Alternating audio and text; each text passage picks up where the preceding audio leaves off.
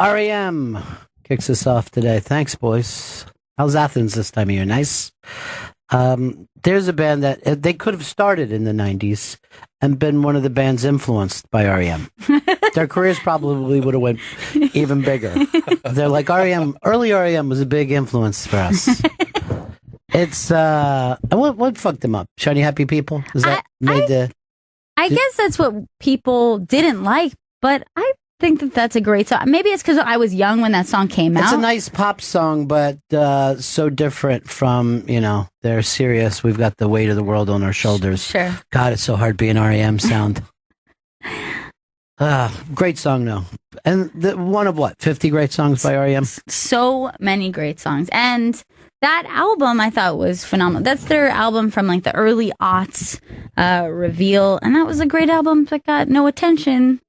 But well, the weird thing is like that's when everything started to lean towards Nirvana, but then Nirvana was gigantic fans of REM's life. It's a rich pageant. All right, it's the Bennington Show. I'm Ron Bennington. There's Gail Bennington. Yo. Oh, and I'm Ron Bennington. Mm-hmm. Now, did I? I think you said. The important thing is this. We're all together here in the dog days of summer. If you're working today, you're definitely not a 1%er. This is not a 1% month to work. We've turned into France. People like to take August off. People who can afford to take August off do. Yes. Texas and Oklahoma, they're all 105, 107 degrees. I don't know how you're supposed to live in that. I don't understand the humidity. I'd have to say, baby, we're living a little too close to the sun for me. We got to move back a little bit. Arctic Circle is what I got in mind. Your blood's too thick for this weather. Oh, that's a good line. Start using that for just about everything. My blood is too thick to put up with this bullshit, that's for sure. Thick blood, that's my people. Nice thick blood. Yesterday was very exciting here in our neighborhood. We're just a couple of blocks away from the Trump Tower, and a young gentleman immediately dubbed the human fly by the New York Post, who was always ready for a Spider-Man type story. They called him the human fly. I'm not kidding. Within seconds. And I'm like, well, that's why you're the king, dude. You're the best, my friend. Headless body found in topless bar. You did it. But the human fly, and unfortunately, but it was exciting TV, grabbed by the cops and just yanked inside. But the stunning thing, because we're like, okay, he's going to get to the top of this and he's going to write something like Trump sucks dick or whatever. That was the big fear, that he would have a banner that would just, but then I guess he had left a pregame tape on his Facebook where he cut this wrestling promo, this Undertaker type wrestling promo, to say that he was on the side of the Donald. He actually even went with almost a Raven approach. All right. What about me? What about Raven? A little bit gothy, a little troubled. Very gothy. Can I just, I've got two words for you here. Mr. Robot. He was very Mr. Robot. Let's just play a little bit. Mr. Trump, do excuse my manner of appearance. I just don't know how many people will watch this, and I'd rather not be recognizable. I am an independent researcher seeking a private audience with you to discuss an important matter. I guarantee that it is in your interest to honor this request. Believe me, if my purpose was not significant, I would not risk my life pursuing it. All right, let's stop it for a minute.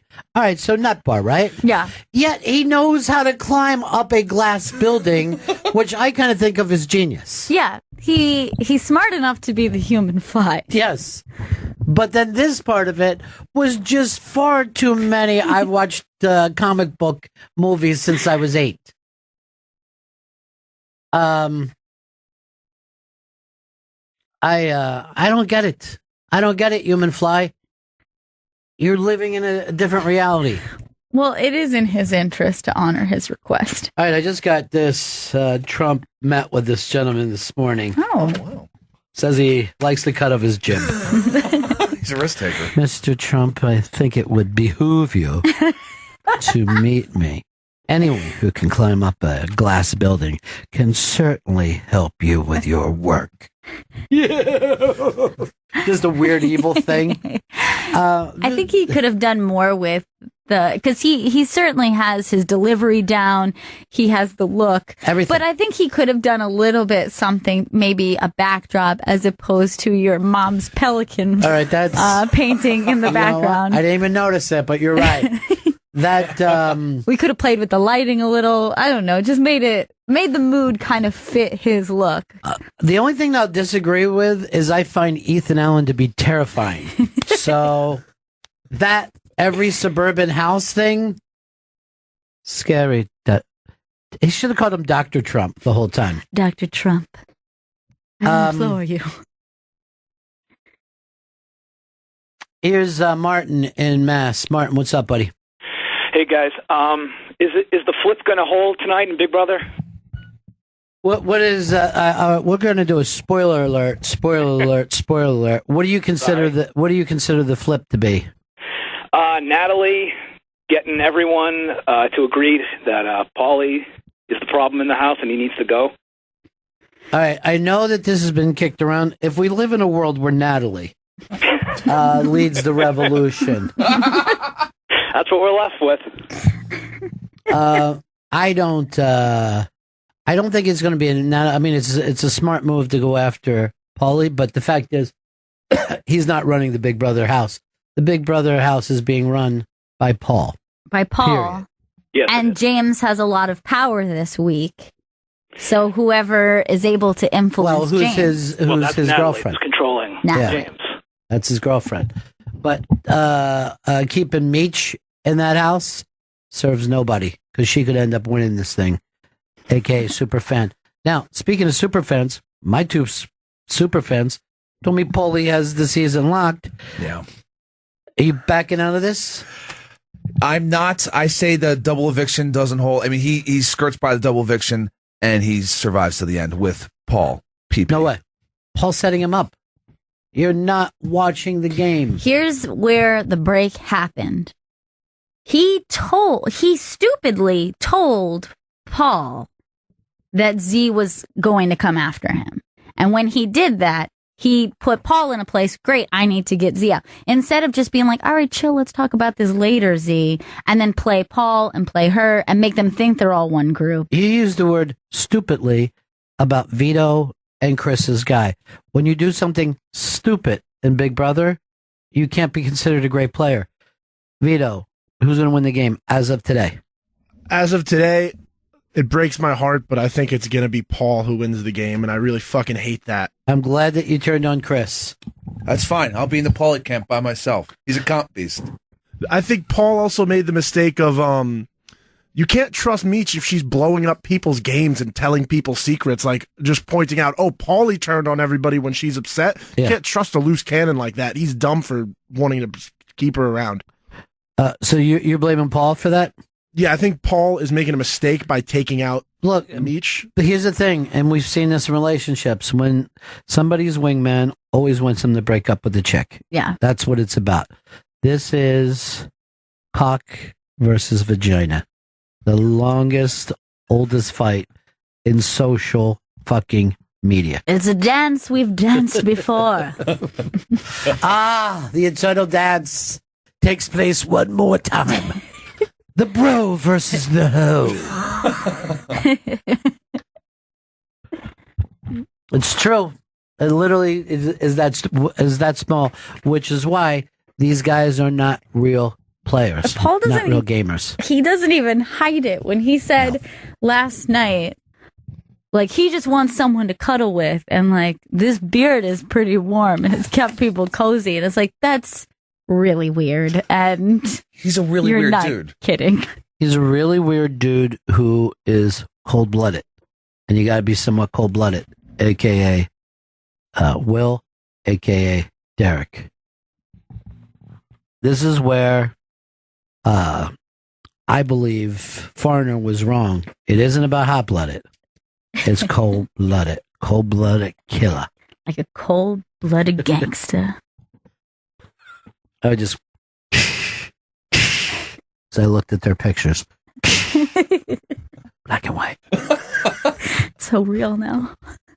It just Like, really really? sinks in when it turns black and white. It's like, wow. They're hard gone. I want to just quickly look at something that Vito put up today. That you said this girl is trying to once again take over the Olympics with her hotness. Now, the picture that he's showing is nothing more than a belly. So I have no idea who it is. Chris,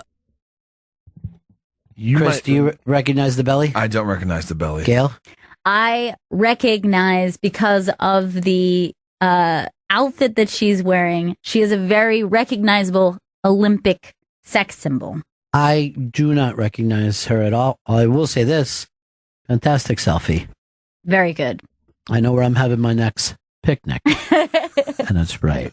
Yeah. You would remember her if you thought of a famous warm-up routine where before she sprinted, she did a whole bunch of moving around and shaking. From 4 years ago? Yes. Yeah. She Okay. is the sexy hurdler. Who didn't even finish in the top 10 or something, right? Yeah, but she's back for more. Yeah, but she's definitely not good. I mean, I've been watching her warm up. I've been watching her really try for this next Olympiad. And she's All right, but coming let's to Rio turn in to 3 sports days. for a second. Does anyone think that she'll medal? That particular, the warm up that I don't she even did. remember where she's from. Is she like a Swede or something? No, she is Australian. Yeah. Yeah, she's stunning. Stunning. She's And the it was best. like her thing was like a little pair of bikini bottoms, and she was just jogging. Do we have the thing from 4 years ago? Because I remember everybody was just Yes. There was a warm up, a skip, a shimmy, yeah. and a big smile. She has a very wonderful adorable smile, which I think helps. Maybe that's just like the girl point. But then she's an Aussie, and when she's drunk, she's going to start throwing giant cans of lager at you. Yeah, I remember her. This is like she's in a Coke commercial. She's the best. I mean, not in the world. I had totally forgotten her. She had that 15 minutes of fame. And then I remember the race. Everybody tuned in. She finished like 8th, you know? But the warm-up was amazing. She's back for 15 Now, more do you minutes. think she was trying to be sexy there, or she was just trying to warm up? I think she was just doing her. Yeah, because you didn't know you would go viral in your warm-up. It just doesn't happen. It's like the Tonga guy. Yeah. Like, everyone could act like he knew this was going to happen, but you never do. No, I don't think that We she remember knew. the debacle of Tits and Dragons not being accepted by that crowd. Goddamn Game of Thrones fans. I feel like she knew what she was doing. Oh, I got some Game of Thrones gossip too. Oh, There's word I'm hearing from people that know inside. They're talking about changing the name of the show to Truer Blood. So keep an eye on that, everybody. Could be great. I Might think be it works. confusing a little bit. I think it's a big fuck you to True Blood. That's why I like it. I like anything that gives a big fuck you to True Blood. Come on, come on. That's stuck in my head now. That's a great song. Somebody, they wrote in and hung up. REM didn't seem like they had the world on their shoulders in the early days. Look, dude, Jump Street is how quickly that band was serious. Go back and watch. This is the best thing ever. Their first time on Letterman. And when Dave comes over to interview him, Michael Stipe just walks over and sits down on the drum riser. And they don't talk to him at all. The lead singer was just sitting, something had bothered him. I think he was thinking about animal rights or something that made him sad, the way women are treated in African countries. And he just went over and sat on the drum riser. And there's no Michael Stipe in the first interview. And I'm like, I remember I was watching. I'm like, I don't know who these fucking dudes are, but I got to go out and buy this weird Just album. too weird. This is fucking great. I also think they did South Central Rain, and he said something like, "We don't have a name for this song yet." Really? There was something like that. That song is so good. It's maybe one of their It's just best. fucking great. REM, no more. No mas. No mas, they say. Time to step it down. We've carried the rock flag long enough. Let's just lay it on the dirt since no one's picking it up. And then years later, a Foo Fighter ran wrong. What's this flag laying here? I'll carry it for a little while. I'll take this. I don't know who's even carrying the flag of rock now. What is he up to? Well, he was just painting his face like he was in Blade Runner, like the girl from Blade Runner, just walking around town. He's that thing like, I've been working on photography and, started sculpting. He's just that dude. I mean, he's got a ton of money to just fuck around with. Oh, yeah. Well, he was in two of the biggest rock bands of the last 20 years. And a few other rock bands, too, that were successful. This is what the link was for this Michelle. Is it Jenke, the one that you loved her belly today? Jenicky, I think. Jenicky. This was the big thing going around. Could Michelle Jenicky be the Kate Upton of the hurdling world? That's the first time we saw her 4 years ago. Just hot, you mean? Like, Yes, what is that even like? That would the be it. comparison. That's the comparison. Really hot. Who's the tennis player? The one that's like not really good, but she's really hot. The blonde one. Yes. Agassi? You know what, Chris? If you would have done that as a joke, it would have been amazing. The fact that you meant it, probably. That's what we're talking about, right? Have you watched the Hard Knocks yet in L.A.? I have not yet. How's it going? Well, what's always great is they get there and there's some shitty dorm. There's no AC, stuff like that, because L.A. isn't ready for a team yet. But then the team was confused about where the sun comes up. Really? Yeah, they didn't know where the sun comes up, and one dude said, "Around here, I know it comes up around here." One dude said the west. One had no idea. And then a guy who paid attention in school said, "It's really a fallacy that the sun comes up at all. It's actually the earth rotating." And they all went, "Yeah, so coach is wrong when he laughed at us about coming up in the east." Hope that guy doesn't get cut. I know it comes up somewhere over there somewhere. I know I've seen it in the morning. Definitely comes up in the morning. A giant ball of fire? I woke up to a giant ball of fire. It's just the sun. Still works. I'll tell you, it's closer now than we've ever been. They said the sun, and you can feel it if you're anywhere in the West or Midwest today. It's 170 miles away from the Earth. Oh, God. Yeah. That's really close. I'm good. Too close for comfort. It probably sounds like far, but it really isn't. No, it does. It would take you 2 hours to get there by car because the traffic around the moon sucks. Don't even drive anywhere near the moon. Do you know there's some people that live places that the traffic doesn't suck at all? I wonder if that must feel great to go. I'll be there exactly in 7 minutes. Where's the place that you've been that's the worst traffic that you've witnessed? DC. DC. I think DC is worse than LA. It's DC, LA are the two worst.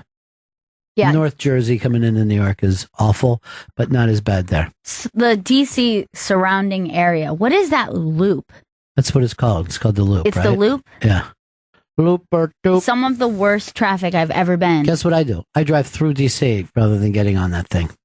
I It's go, horrifying. throw me through downtown Chocolate City. The way P-Funk taught me to call that town. A couple of years ago, I was stuck in a traffic jam on the way to a wedding out there. And I thought, we were hours deep into this traffic jam. And I just thought, like, I'm just going to walk out of this car and just keep walking and not stop. Like, I was starting to lose my mind. It'll turn into a parking lot for no apparent reason. It's just a parking lot.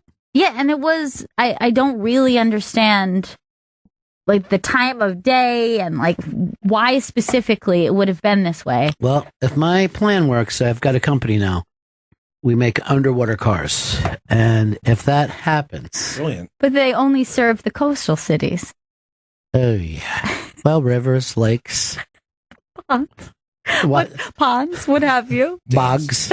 Don't forget, they will go under a bog. Reservoirs. I'm going to get out of... I'm going to sell my stock this afternoon. Get out I'll of tell you this. this. Driving in London will be a lot easier, ladies and gentlemen, with underwater cars. Now, we have one of the biggest problems I have is cracked windshields. I just can't see to stop the windshields from cracking. Big problem. But I say put on a scuba suit and off you Everything go. will be fine. For an hour, probably. Can we get there in an hour? There's Leeds walking down the hall with two people I've never seen before. One of them smiled like, I know you know me, but I don't. I don't know you. There's a lot that that happens pretty frequently to me in these halls where people walk by and they're like, hey. Yeah. I'm like, I've never seen you. Like, I'm not an asshole. I know I've never seen you. This is the first time we've met. There's too many TV stations for you to be fucking famous everywhere. You know, it's like I'm very, very big on the USA Network. And I'm like, I don't know where that is. Is that Monday Night Raw? Are you still Monday Night Raw over there? Raw's War, right? You probably know me from Spike TV. No, I don't know how to find it. I know you're up in the hundreds somewhere. Oh, yeah. Once you get up there, it's very confusing. Look, Leeds walks back without him. I think he killed them both. Oh, God. Leeds, why? And I smell human flesh burning. He burned them? You are so insignificant that Leeds walked you down the hall. That's all I have to say to you. You did not get Spencer. And not Spencer Burger. The real Spencer. Original Spencer. I love that Spencer is now like full name is necessary. He was original Spencer, Yeah. and I just assume that we're talking about Spencer Burger. That's how popular Spencer Burger is. Well, here's a great thing. There was a piece up online that Brent Selleck from the Eagles went to Wawa to, undercover to stun people. Yeah. Now, and this is an Eagle town. No one fucking recognizes the dude. He's not even in a fucking costume. There's no fake mustache. Nope. Nothing. He's just not in a helmet is really what. Not he's in a not helmet wearing. and doesn't have his name on the back of his uniform. He's been on the team for years now. Doesn't mean shit. That's the thing about a football fan. Yeah, but football, I guess it's probably for as big as they are, they're probably the least recognizable because of gear. Well, yes, and also the amount of time that they stay in any one town. Like the average player is 4 years. So someone is like, oh, I'm a gigantic Vikings fan. Name 6 of them. Say Bridgewater. I know him because the announcer says his name. The guy who beat his kid with a stick. That guy. Huge fan of him. And then the defense is great. And that's really true of most football fans. Yeah, you usually can name a couple. The stars. The stars. But you wouldn't run into a Mets fan who didn't know the lineup. But there's plenty of times that the name doesn't get said during a TV show. It's rare for someone to bring up the offensive lineman. Yeah.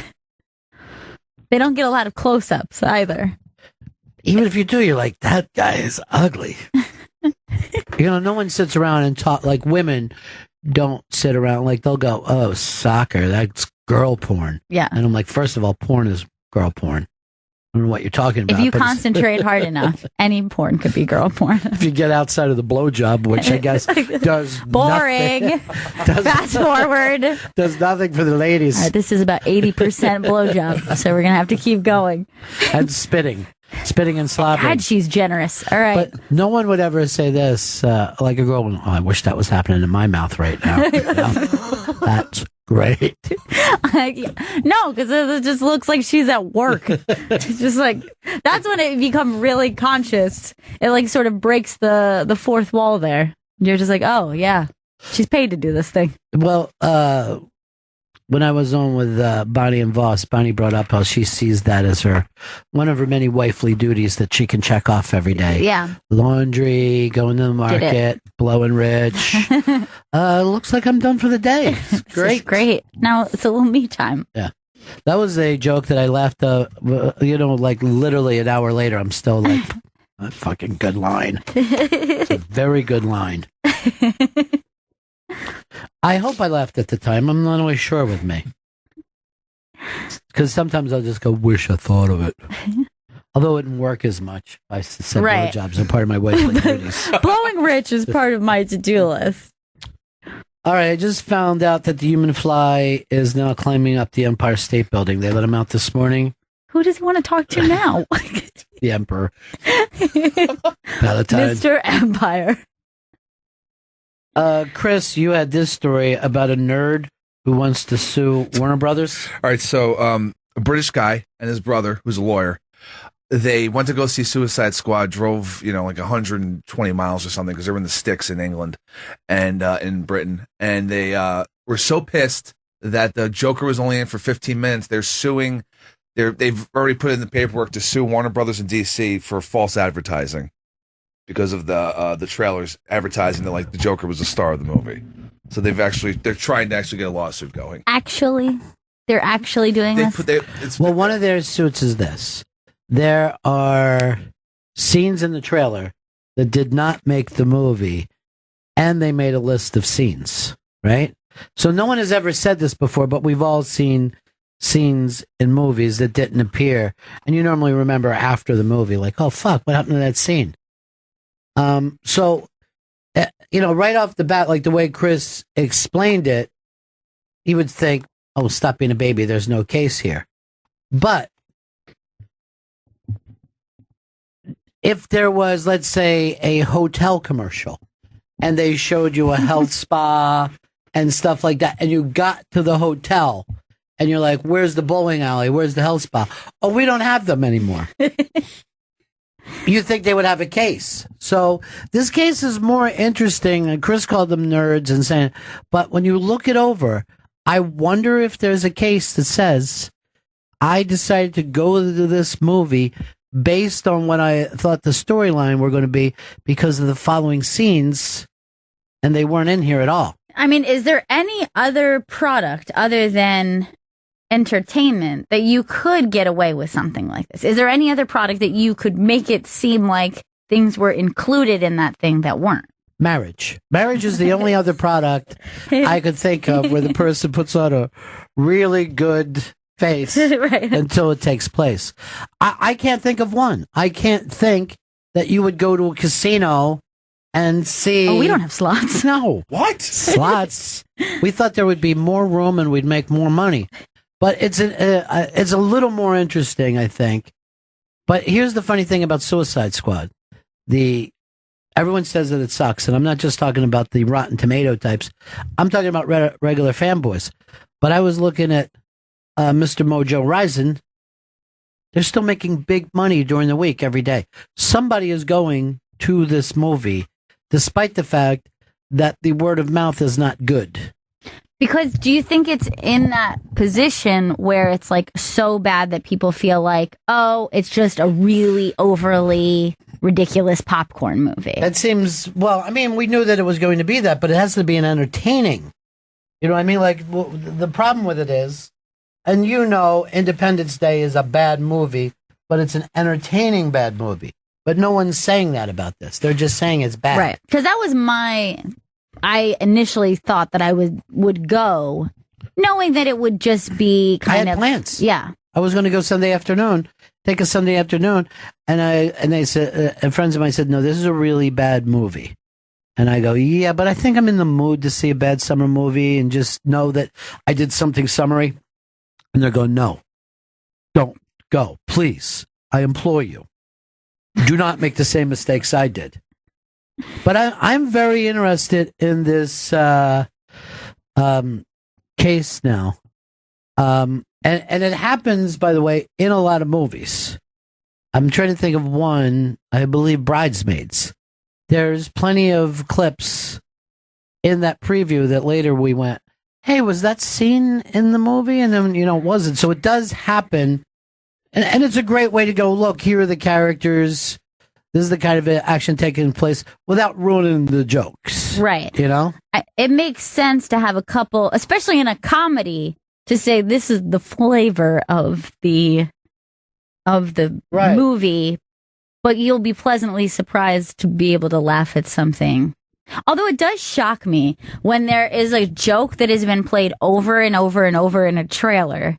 Then you're in that movie and it gets a huge laugh in the theater. And I'm just like, did you guys not see the trailer? I know, I feel the same way. Or are you just like, yay, I knew that joke was coming. Why? That always is weird when it gets a big laugh.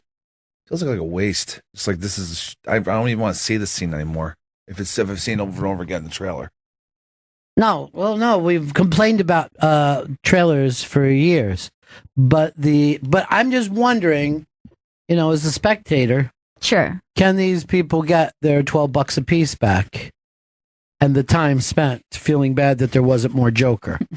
Look, they fucking put out pictures of the Joker for years ago. We saw those pictures of the Yeah. Joker, and everyone's like, this is going to be a badass Joker. I don't know why they just didn't use him more.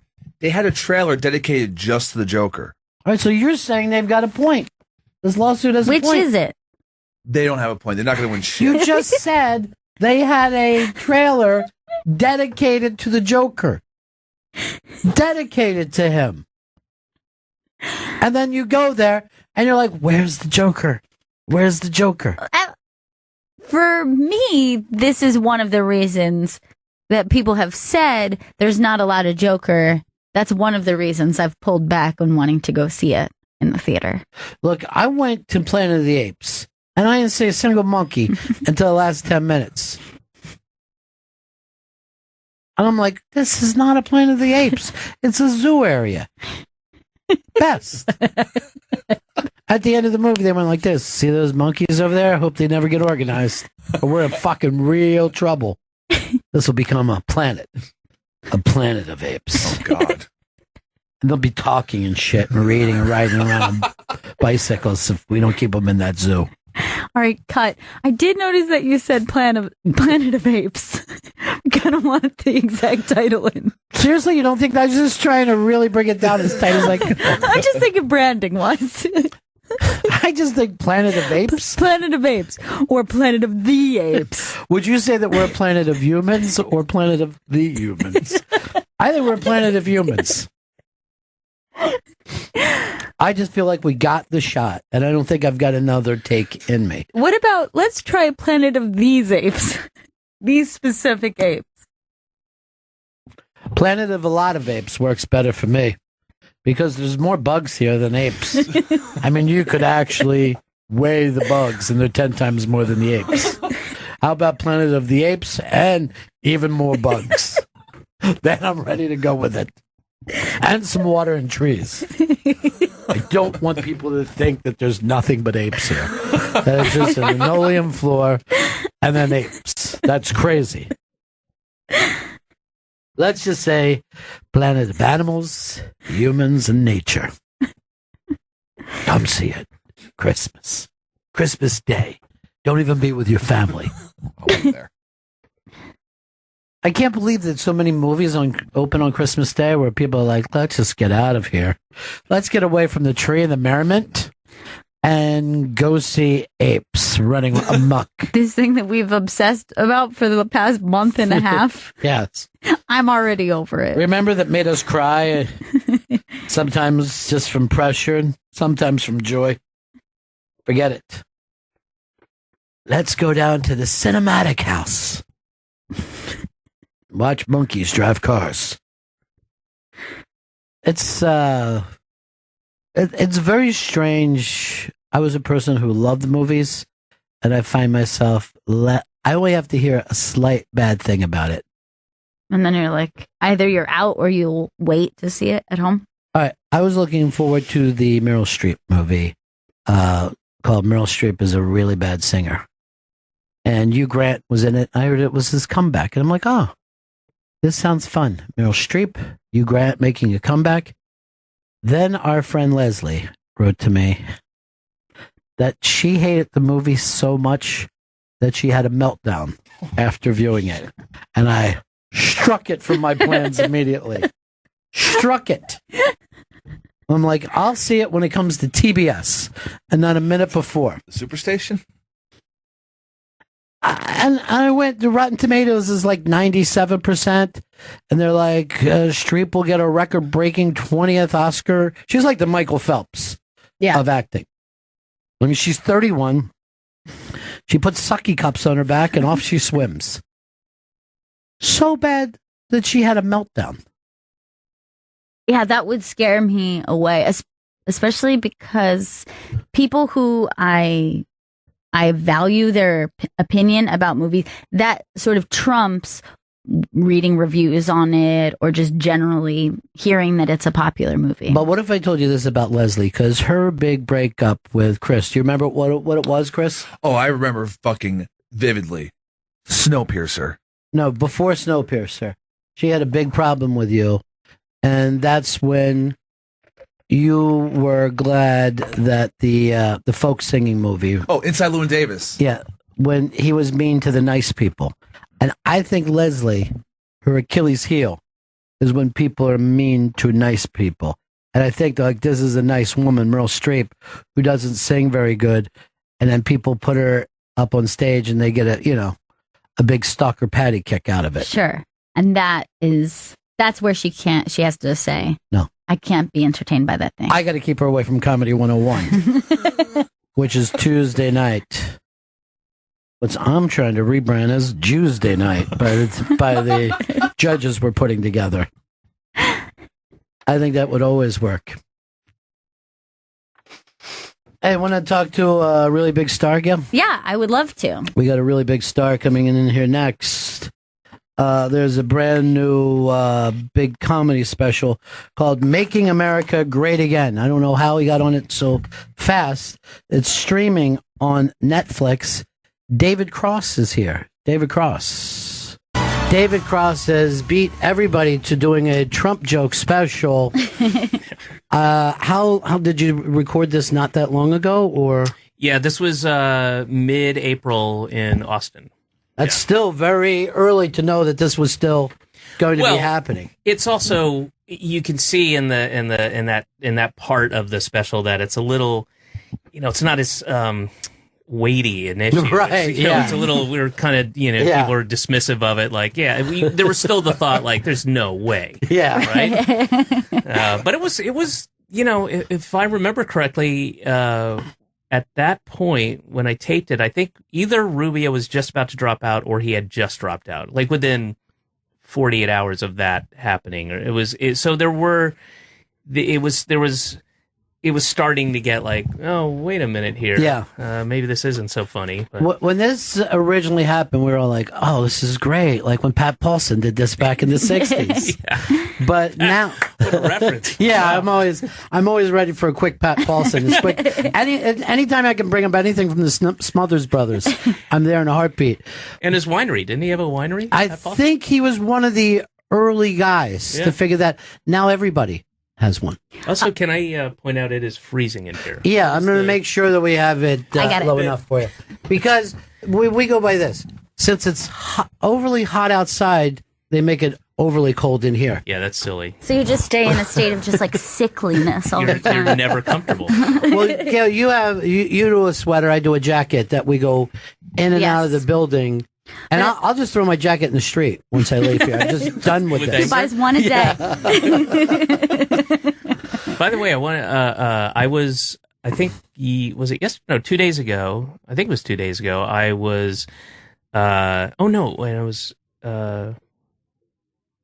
was just a couple days ago. I was listening to the interview with Penn Jillette, and that was fascinating. That was great. I didn't know. I came in a little late. I didn't know if it was live or if it was. Here's the thing about really Penn. Great. He's one of the most interesting people and this thing about comedy and show business, that you find out people that are much more thoughtful than just for what they're actually known on. Because you tend to do a ton of research.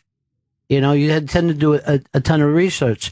So he's a very, very interesting guy. And then, of course, he's very open to ideas that he disagrees with, which is always interesting. That makes for a good human being. Yes. And then it also makes you listen to things maybe that that you would disagree with, that he has. Yeah. He kind of approaches it in a way that you're like, well, if he's already going to be open to other ideas. And when you're really funny, I think also people tend to be like... And he's passionate about what he believes in. Yeah, I thought it was a really great, very enjoyable. It was a lot of fun to do as well. But that's the thing about, I think, funny people, that you don't run into a lot of particularly stupid funny people. There can always be people that you disagree with, but most funny people tend to be thoughtful about a lot of things. I try to surround myself with or maintain friendships and discard friendships with, I should say, maintain friendships with people who do that, who are willing to listen, and you have a constructive back and forth dialogue. And I was going to say discard people who don't do that, who are dogmatic and won't listen to that. And that's who I choose, and I drink a lot, and I like to go to bars or dive bars or pubs or whatever. And the greatest day is when I've spent 3-4 hours in a pub and talking about everything with people who don't necessarily agree with me, and then coming out of that experience with a new idea about something that I hadn't thought about. And that's just, it's a valuable part of one's day.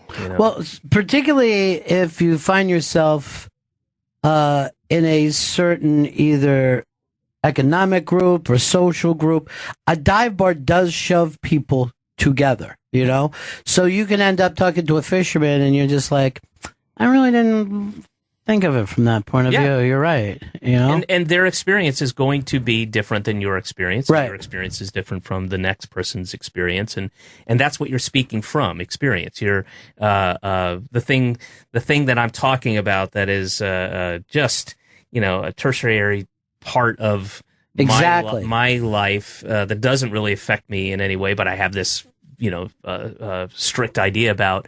I can be edified in this other by somebody going, well, that's not, I'm more affected by that thing than you are, and you ever will be, and let me tell you what I go through or what my kids go through.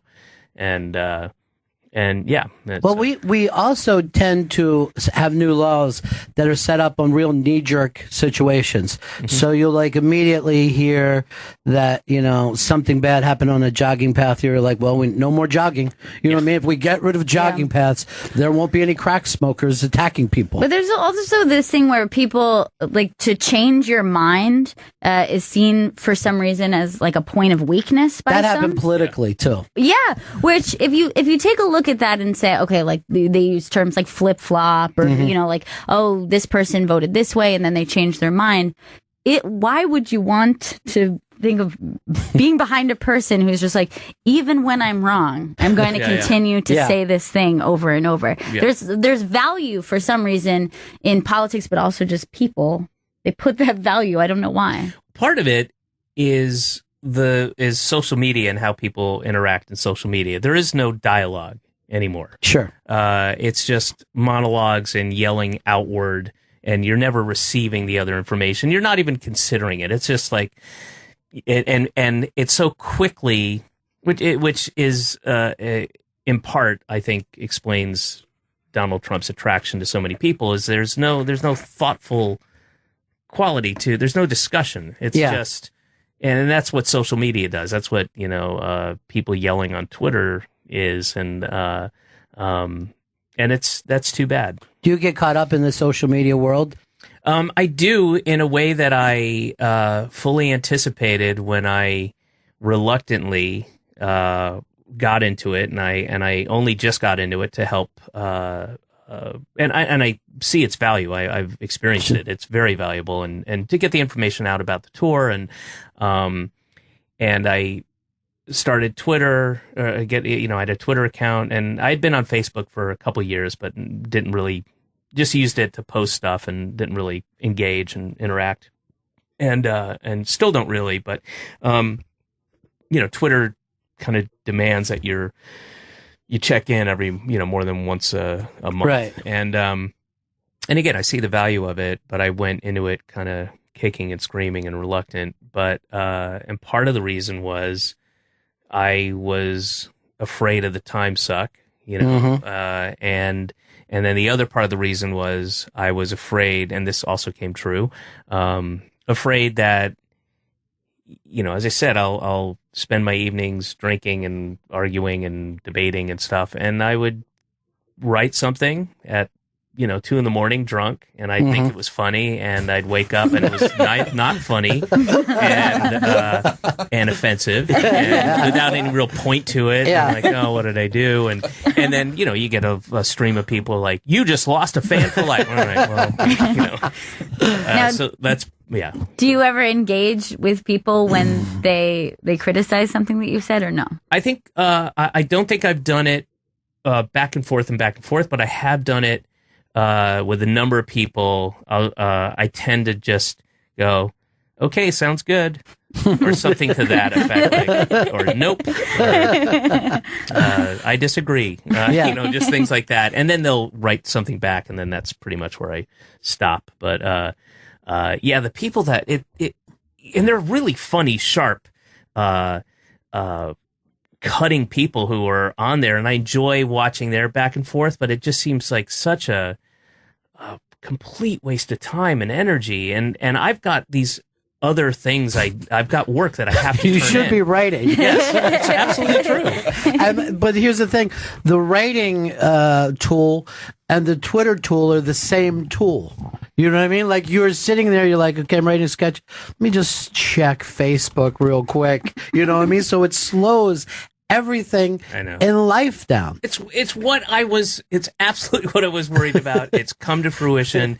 It's a bummer. And I'm telling you this right now, and I know that 2 hours from now, when I get a little break, I'm going to be checking my Twitter feed. There's some funny things. Ha ha, that was funny. Well, I don't think we've Hearts, ever whatever it is. rolled back a technology in our life. You know what I mean? Once the technology shows up, it's there. And I don't, lava lamps haven't been around for a while. I think as a society we said let's get rid of this.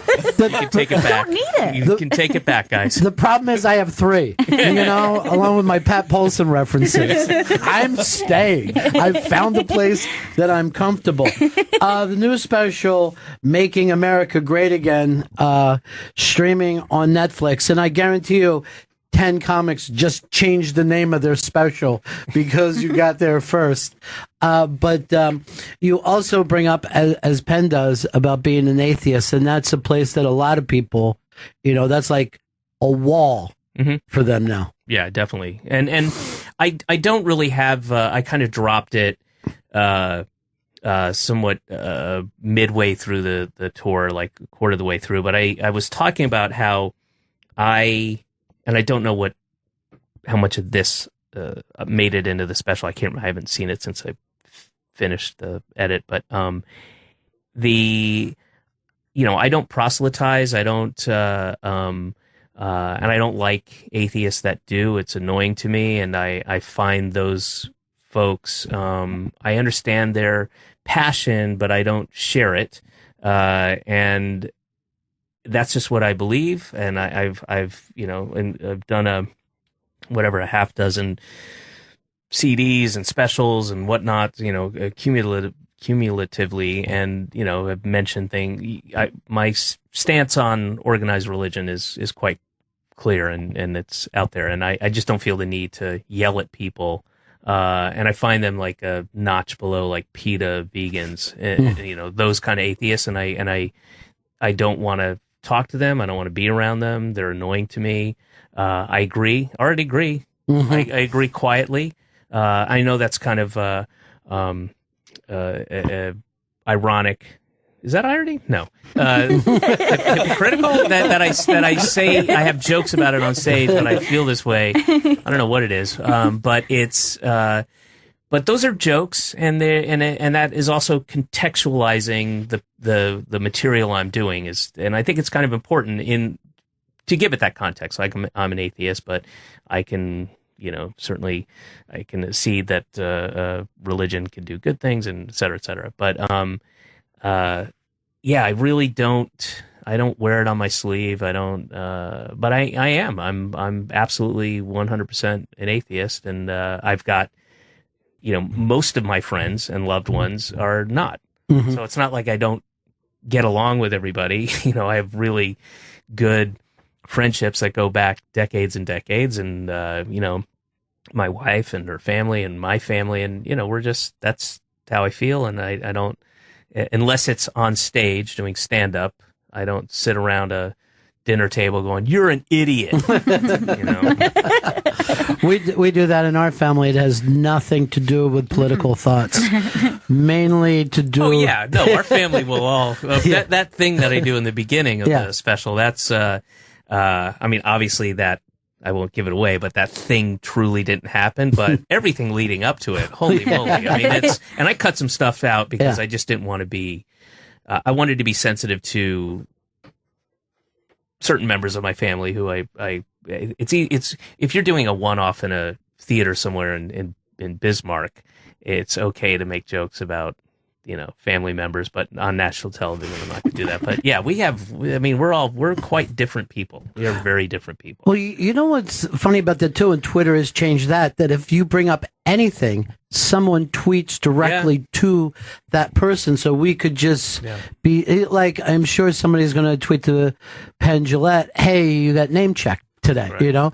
So, and Jim Jeffries was telling me that every time somebody, that somebody brings up that they're a pro-gun thing, that Jim Jeffries knows, that people immediately run to him and say, "Your buddy thinks that you're full of shit." Yeah, I think it could stop you from saying negative things or making jokes about people because you wouldn't want contacted. But I also feel that way about giving compliments to people because it embarrasses me.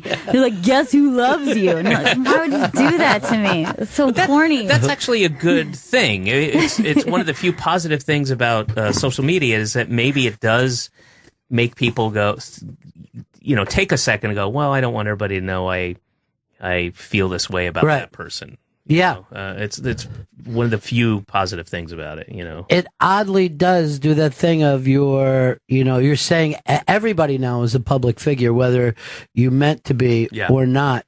Yep. But I love just how quickly things change now.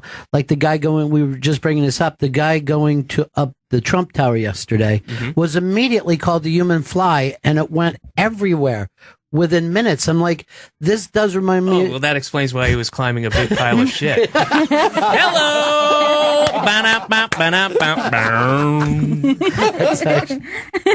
This is why he gets the big bucks from Netflix. He's ready. But that is, that's so quickly that something becomes like adapted immediately, you know. And we were talking, there was an article the other day too about hipster architecture, like the interior design of restaurants and coffee shops just took off to places that wouldn't have normally had that look within months instead of because 10 years. Tweeting or Instagram and or Pinterest and all that kind of stuff that's visual that at one time you would have said, "Oh, this is a really cute little coffee shop" or something, and now it's like it would be very strange to see something that didn't look like that, and you're like, "Where am I? This doesn't look like a coffee shop, or this doesn't look like a cafe." That's why, you know, you go to Williamsburg and then you go to all these other places and believe me, on this tour I was in, you know, 100 of them, and you're like, "Well, this is like just like a mini Williamsburg," right? And and it's not because, you know, a movie was shot in that location. It came out, and 3 years later, you know, it's what you're just saying. Somebody Instagrams it, and they go, "Oh, I want it to look like this. I like those kind of old fishermen." Right. Lava lamps. But it's true. Like when I was growing up in the suburbs, the Lower East Side was another universe. Yeah. And you know, it would have been immediately now because of social media, those things pop up everywhere. Right. So there's no one place to be anymore. Yeah, and there's pros and cons to that. One being that, okay, everything might look the same, but it also says you can kind of make your own space where you want to live. You know what I mean? Like, I think that it also makes people realize that they could create whatever that world is. But don't forget that a lot of these places are owned by some corporation. So when you go to the mom and pop seeming coffee shop or the local startup or whatever it is, maybe it's, you know, whatever, intelligentsia or something, like, oh, there's actually, and I'm pulling this number out of my ass, but there's actually 65 of those around the country. They all look the same because they're all designed the same because they have a corporate office, you know, cozy, you know, those places that seem like, oh, this has its own little kind of hipster charm. Well, there's actually an accountant somewhere going, that's not the right shade of pewter. It can make you cynical about the world very quickly, though, when you start to... Never. The new special, Making America Great Again, streaming online, and you're out on tour still. You're still out there on the road. No, I'm done. You're done. The tour was half a year, almost to the day. I started January 26th, and I ended on the 27th of July, I believe, and 28th maybe. And I did America, Europe, and Canada. And it's all. I mean, good Lord. Well, once the special comes out, you know, everybody's got Netflix, so right. Once that's out, I can't do that material anymore. That's the one bummer about stand-up comedy is when you burn your material. That's it. That's the end. There's no greatest hits. I can't, I'm not Dennis DeYoung going out there trotting out, sailing. And, thank you, Mr. Roboto, or whatever. Nobody wants to hear deep cuts off "Shut Up, You Fucking Baby." Yeah, I'm gonna visit the hits. I'm playing the whole album, guys. Going out. I don't get to do that. Comics don't get to do that. So. I guess it's really the only art form that I think people aren't even nostalgic about. There's no, I'm doing this special pretty soon of people that work with Kinnison and what that time was like. But when I tried to explain to young people, like how fast he exploded and stuff, like they're like, where you could bring up a band and they'll go back and look it up immediately and come back to you with opinions. There's something about the shelf life. Yeah, it's true. Well, there's, outside of the extremely iconic comics, there are comics that were considered great, depending on your opinion of them. That's subjective, but a guy like Robert Klein, David Brenner, they were huge, gigantic, huge. Yeah, and again, this is I'm not saying whether they're good or bad or not, but they're just not thought of. Where Carlin, on the other Carlin hand, is, yes, and but I mean, Klein and Carlin were equals for a little while there, and it just it's one of those forms that really outside of if you looked at if somebody was going to do the top 100 comics, I mean, 50 of those people you would sort of have an idea, like, oh yeah, I remember what's her name, but really it comes down to a couple dozen, really, at best, that have retained into 2016. But what do you think it was about George Carlin that does have a shelf life? Well, first of all, he was true genius, and he was ballsy, and he was very prolific. He was more prolific than a lot of those guys, and he was there was such an irascibility to him, and especially as he got older, and I think people appreciated that he wasn't backing down at all, and he aged well. I think some people don't age well. Some people don't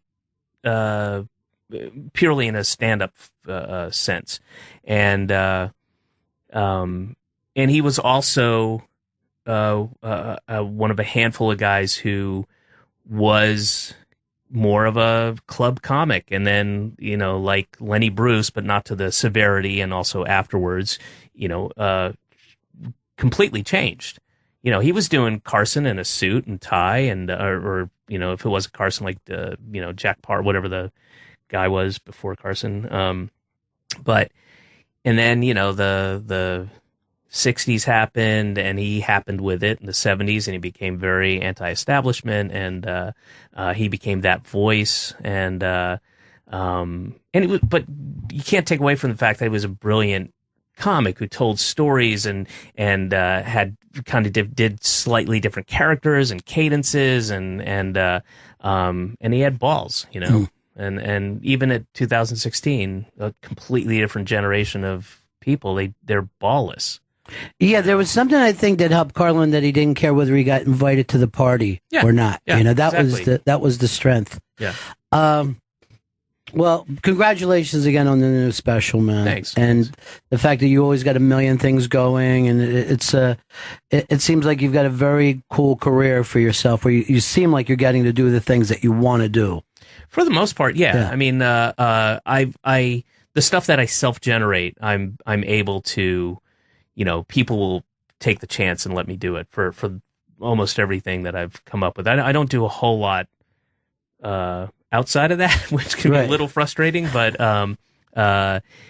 definitely, I've gotten a chance to do the things that I've wanted to do. The new special, Making America Great Again, streaming on Netflix. And I also think that the fact for stand-up, Netflix is always interesting to me because they'll remind people months after the fact that the specials are there. It's really, really a different thing than the specials that kind of come, play that weekend and go. So a lot of people get to see these. Great to see you again, man. Oh, you too, man. See you next time coming through. Absolutely. Hey, it's the Bennington Show. I thought you did a pretty good job not giving it away, but David Cross is one of your all-time favorites. One of my all-time favorites. It was super exciting to have him. What was the big thing that was the breakthrough for you? I guess Mr. Show was probably when I first became aware of him. Yeah, that was, in my opinion, the kind of start of the alt scene. Yes. I know a lot of people may disagree. There's like little points, but that Mr. Show was a scene that for some reason a light bulb went off in a lot of comics' head, both improv people and stand-ups, where they're like, okay, I can be a little odd, different. The song could end on a minor chord, you know what I mean? Yes. Rather than the big joke. I don't know what heights will hit. Hey, everybody, thanks for the big show. Mr. Show was a different kind of show, but kind of cool that he was sitting around listening on Mass the other day, too, right? I loved that. That was very, it was a neat thing to hear. You ever notice Twitter doesn't go running off the Penn Gillette with that? They don't. But I also heard JJ name checked me on the Dan Patrick show today, so, maybe things are finally happening. We're really doing it, guys. I work so hard to market myself out there. You know what? One thing about you got a great brand. You push your brand.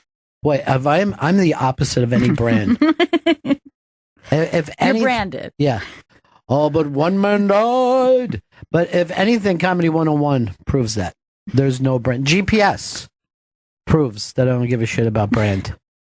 GPS has a brand. Yes, but it doesn't fit in with my brand. I don't gotcha. One is an insult comedy show. The other is a thoughtful interview. Then you and I sit and talk about rock bands. Okay, but that's because you're a complex guy, and that's your brand. That's a bad brand to have, though. The brand of you never know what you're going to get is not a good brand. Everything's new. Yeah. Brand new. What else are we doing? Oh, tomorrow we got a big Unmasked that we're playing. I think people are going to love. That's the Unmasked, the cast of Don't Think Twice, with Mike Birbiglia, Chris Gethard, Gillian Jacobs, and Kate McCucci. So that premieres tomorrow, Friday, 2 p.m. on Raw Dog. I said that to them, that I was concerned that people are going to think it's a Dylan movie. Right, because of the title. Yeah, you got to watch out there. That title's close to Dylan. And that's a strong brand. And they could sue, by the way. If they think that they're going to see the movie, they could sue. See how I brought that back to the thing we were talking about earlier? You guys remember when we said that? Oh, yeah. You forgot. And also at 3 p.m. tomorrow on Comedy Greats Channel 94 is the Sam Kinison A Life in Comedy. That's premiering at 3 p.m. East. Jesus. Brands everywhere. Brands. Branded. And in that... That doesn't sound clear when you're saying that. I'm actually even confused and I'm part of it. What is this? Sam Kinison A Life in Comedy That's premiering tomorrow at 3. Explain what that is. It's like an audio documentary talking to a lot of his friends. Yeah, talking about the people who knew Sam, people who were influenced by Sam, including Mark Maron, Louis Anderson, Kevin Hart, Josh Gad, Jackie Martling, Andrew Dice Clay, Carl LeBeau, Jimmy Schubert, Mitchell Walters, and Barry Katz. And that's premiering tomorrow at 3 p.m. East on Comedy Greats Channel 94. So wait, we're doing the Opie show tomorrow. Then we're doing our show. An Unmasked, and then the repeats of all the show, and the Sam Kinison.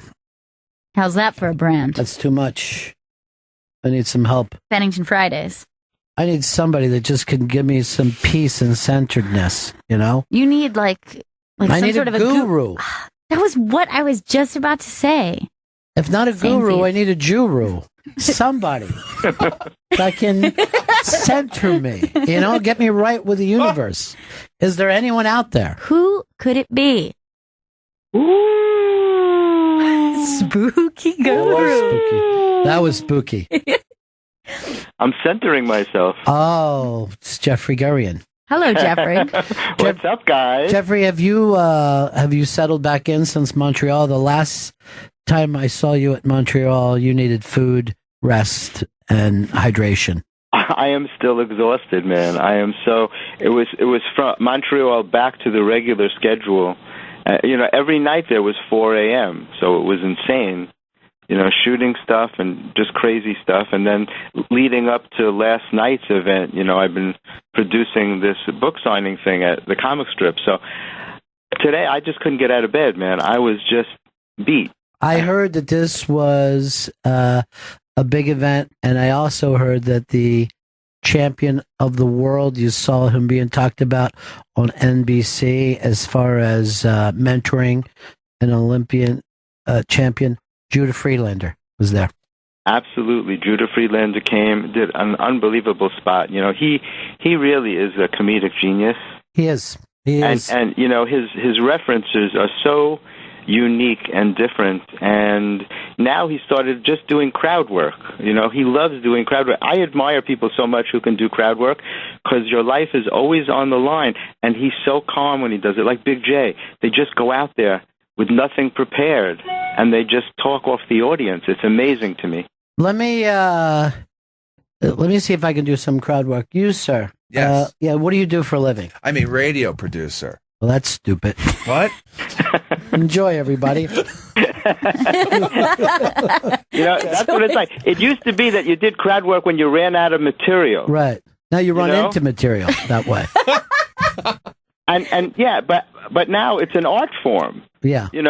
There was who was the guy who used to do? He was known for that. He used to work with Jay Leno. I can't think of his name. You know who I'm talking about? Oh yeah. Guy. He was the first guy to be like, "And where are you from, sir?" And he started out at the comic strip, and they never would put him on because he wasn't getting a response.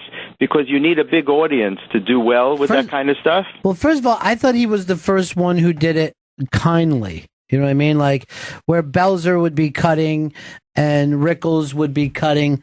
The guy, he was very thin, right? And very, very thin. They gave him once a TV show. It was like he was an angel in the TV show.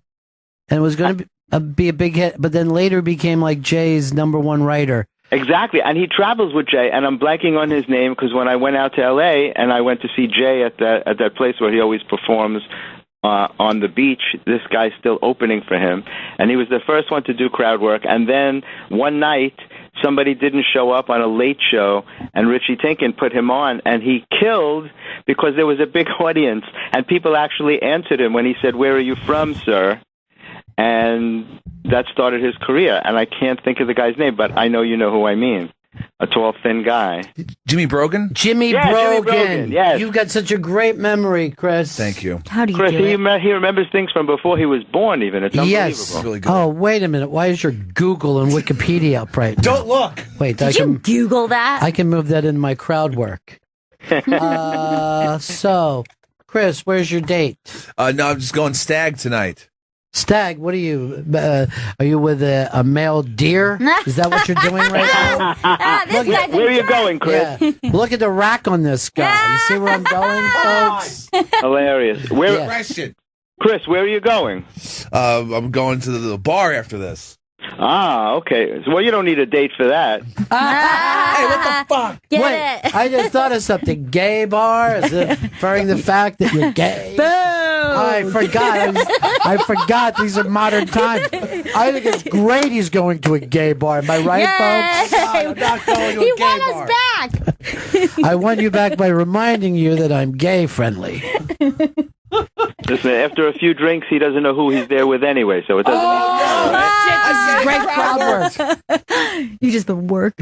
I'm doing crowd work with a proud jerk. Good night, everybody.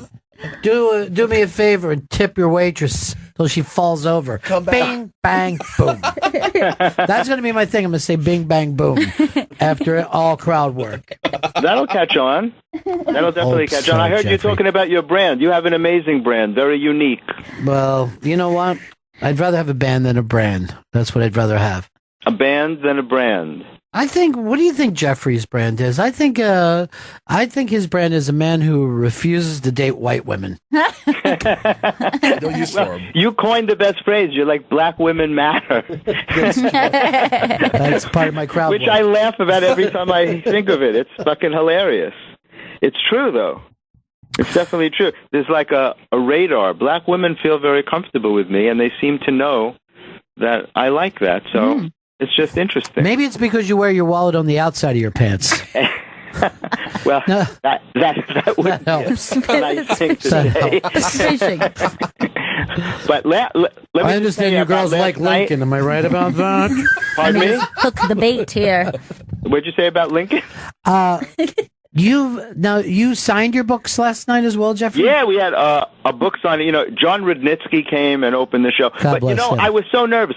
First of all, I produced the thing basically myself. So the show was supposed to start at 8, and I didn't want to impose on comics and make them wait till their spot. Like, I didn't tell everybody to come at 8. I gave everybody what time their spot was. So by 8:15, nobody was there except me. Oh, and I was Jesus. panicking, like, I can't start a show Crowd and not work. know who I'm going to bring on after I'm done, because I was hosting. So I had to keep waiting, and now I'm texting everybody. Judah originally wanted to go on early, then he got stuck at the cellar. Then he said he would close the show. Then he came around 9:45, and I would put Judah on any single time that he walked in. There was no question. So I had to keep moving people around, plus working the red light, plus running out to watch the jokes. It's very exhausting producing a show. And Mike Vecchione came in, Chuck Nice, Brian Scott McFadden, Nori Davis killed it, and Leonard Oots Yeah. was amazing. So this is a big show Yeah, that he this put is on. huge. And then, had his books. And then we signed the books afterwards. We did a Q&A. Richie came out, Oh, that's great. and we did a Q&A with the audience, and then signed books, and the Interrobang was there, and it was a very special, really special night. I hope it makes your column. Well, I don't know. I got to call myself and see if I'll put it in, and I'm very hard to reach. You know? could be like, I got a few minutes with Jeffrey Gurion last night, and this is what's up with him. Now, you're just promoting the comic strip book or your other book as well? Well, it would be awkward to do that other book last night, so now I have to start working on the other book. New York Comedy Club wants to make me a book signing party for Man Robs Bank with His Chin. Yeah. It's so weird having two things at the same time. It just feels weird talking about two different things. Like coming on people's shows. You and feel like talk you're about cheating on the other book. Yeah, exactly. It's like I don't know how to split my time. You're lucky enough to get one book done, but to Right. have two independent publishers come out with two books on the same day is crazy. I thought he was going to say, you're lucky enough to get me on your show. That's how That busy too. I am right I'm lucky now. enough to be on your show. But you got a menage a book going right now is what you should do. Is get the two books to pay a little attention to each other while Daddy watches. It's my third and fourth book. I never even thought I'd have one book. It's crazy what happens in life, right? You've written more books than Vito has read. And that's amazing. Vito did a great job with me in Montreal, by the way. It was so cool. You guys were having quite him. a team. I don't know if they started off with chemistry, but they end it with chemistry. Yeah, well, it was great because I don't think Vito knew me that well, but like when we started hanging out, it was very cool. Plus, he's really tall, so he was able to shoot over everybody's head, which was great. He got great shots of Seth Rogen because that red carpet was insane. Now, did you see any of you guys see the movie yet? So no. Yes, I saw it. Did you love it? They squeezed me. I actually did love it, and I didn't know what to expect, and I really loved it. I'm not big on animated films. It was hilarious. I don't like animated films, but I saw a scene that was so horrific that it scared me like I was a little kid because the food has a personality. And they're afraid to be eaten. Yes, and they're freaked out about being prepared and then eaten. And I'm watching it, I'm like, oh my God, if I would have saw this when I was a kid. Oh, that would have been an absolute nightmare to me as a child. I was watching a documentary last night, Truffaut and Hitchcock, and they started to show clips of Vertigo, and I went right back to being a little kid and seeing that on TV and being fucking blown away, scared when my whole family was going like this. You're not up in a high building right now. Sit down on the couch. But isn't that amazing what stays with you? All the shit that happened as a kid, you think you forgot it, but it's in your cellular memory. It's in there. And then it takes something simple just to trigger it, and it comes back like it was yesterday. You know? The cool thing for me when I saw that movie was a few years ago I did a film about the ancient art of fruit massage, women who massage fruit, because fruit, a lot of people don't know that fruit is basically nervous because it's afraid to be eaten. Right. And I did that, and so when I saw this movie about all this food in the supermarket afraid to be eaten, I related to it immediately, and it was hilarious. But I feel like you got a lawsuit if you want to. Yeah, sure, of course. But Nick Kroll had a huge part in it. He played a douche. Literally a douche. And the cast was incredible, and it was just a really, really funny film. Well, I'm glad to hear that. All right, Jeffrey, let's plug your two books before I let you go. Okay, so it's Laughing Legends, which is how the comic strip changed the face of comedy, available on Amazon, and with an intro by Chris Rock. And the other book is Man Robs Bank with His Chin, which is also available on Amazon, with a foreword by Scott Dickers, the guy who created The Onion. Unbelievable. That's great. Thank you so much, Jeffrey. Bye, Jeffrey. Bye, Jeffrey. Bye, Jeffrey. No one ever calls him Jeff. Not one person. He doesn't like it. I think I called him Jeff before. First time I met him on the show. And Really? he didn't correct me. And then later, he goes, I don't like when people call me Jeff. I'm like, is that passive aggressive or just passive? Can't tell. But he's such a Jeffrey to me. We can say that about people. But you guys didn't have chemistry at first. I wasn't aware of that until now. Let's just say I heard it on the street. But he got, like most people, he got to love you. We're very serious about getting Vito on Big Brother. We think he could be a giant hit. Yes. I think he could be excellent on that show. Just working on this audition tape. Right now, if we were to grade producers, Vito gets an A. Okay. Coach, A. Okay. Chris Stanley, Yeah. incomplete. We'll see. It's not failing As yet. the semester progresses. I'm going to write down, he's as incomplete as his assignments. Oh, shit. I would love to be a mean teacher. Would you? Did you research this in your asshole? F minus. He did fuck. I would just write stuff like, hopefully your parents are rich. F.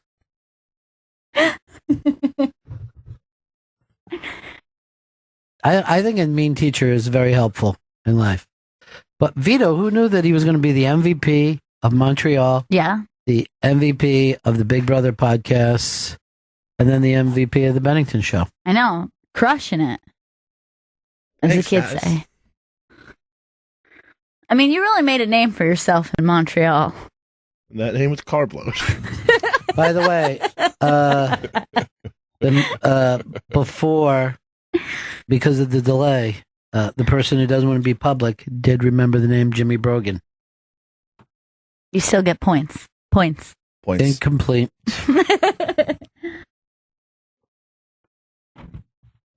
I don't know. I think if Chris had a theme song when he came into the room, it would be "I'm not aware of too many things." The Chris Stanley story. I love that song. Yeah. Oh, do you?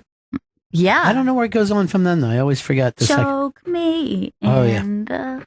I think my favorite part of it is just I'm not aware of too many things. I wish they would say it more. I know what I mean. Philosophy. I got some bad news, everybody. What? No. It's BL from Florida. Hello. Stanley. Hi, Bennington. It's BL, the Florida Flake. BL is my own personal human fly. She is climbing up the Bennington Tower with little suction cups every day and then laying eggs. It is in your best interest to take that meeting with her. I seriously, I should write to Trump and say, I know exactly what you're going through right now. I'm dealing with the same shit.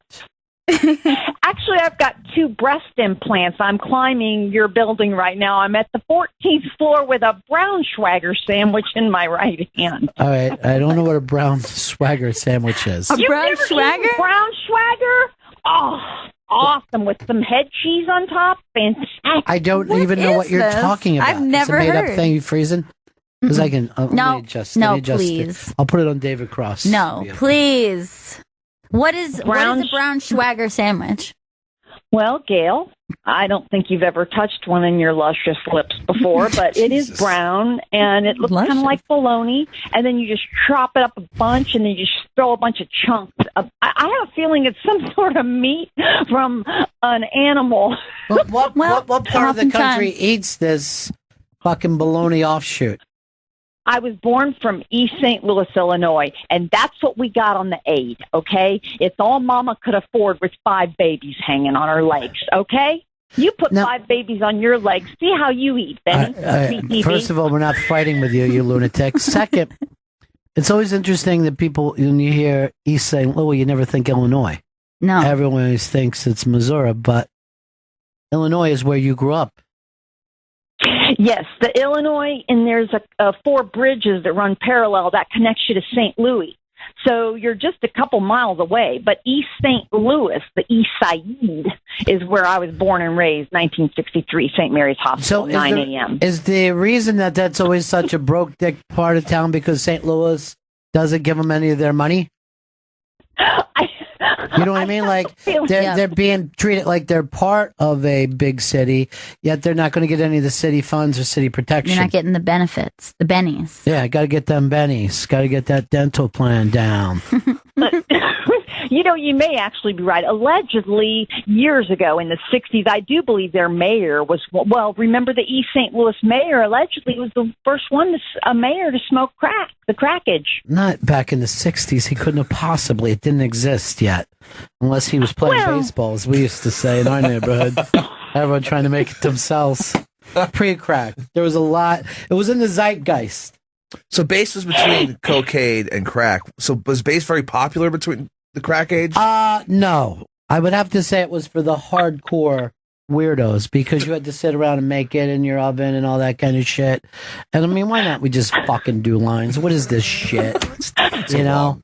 And plus, I don't hate myself enough to smoke crack. I just hate myself coke enough. Okay.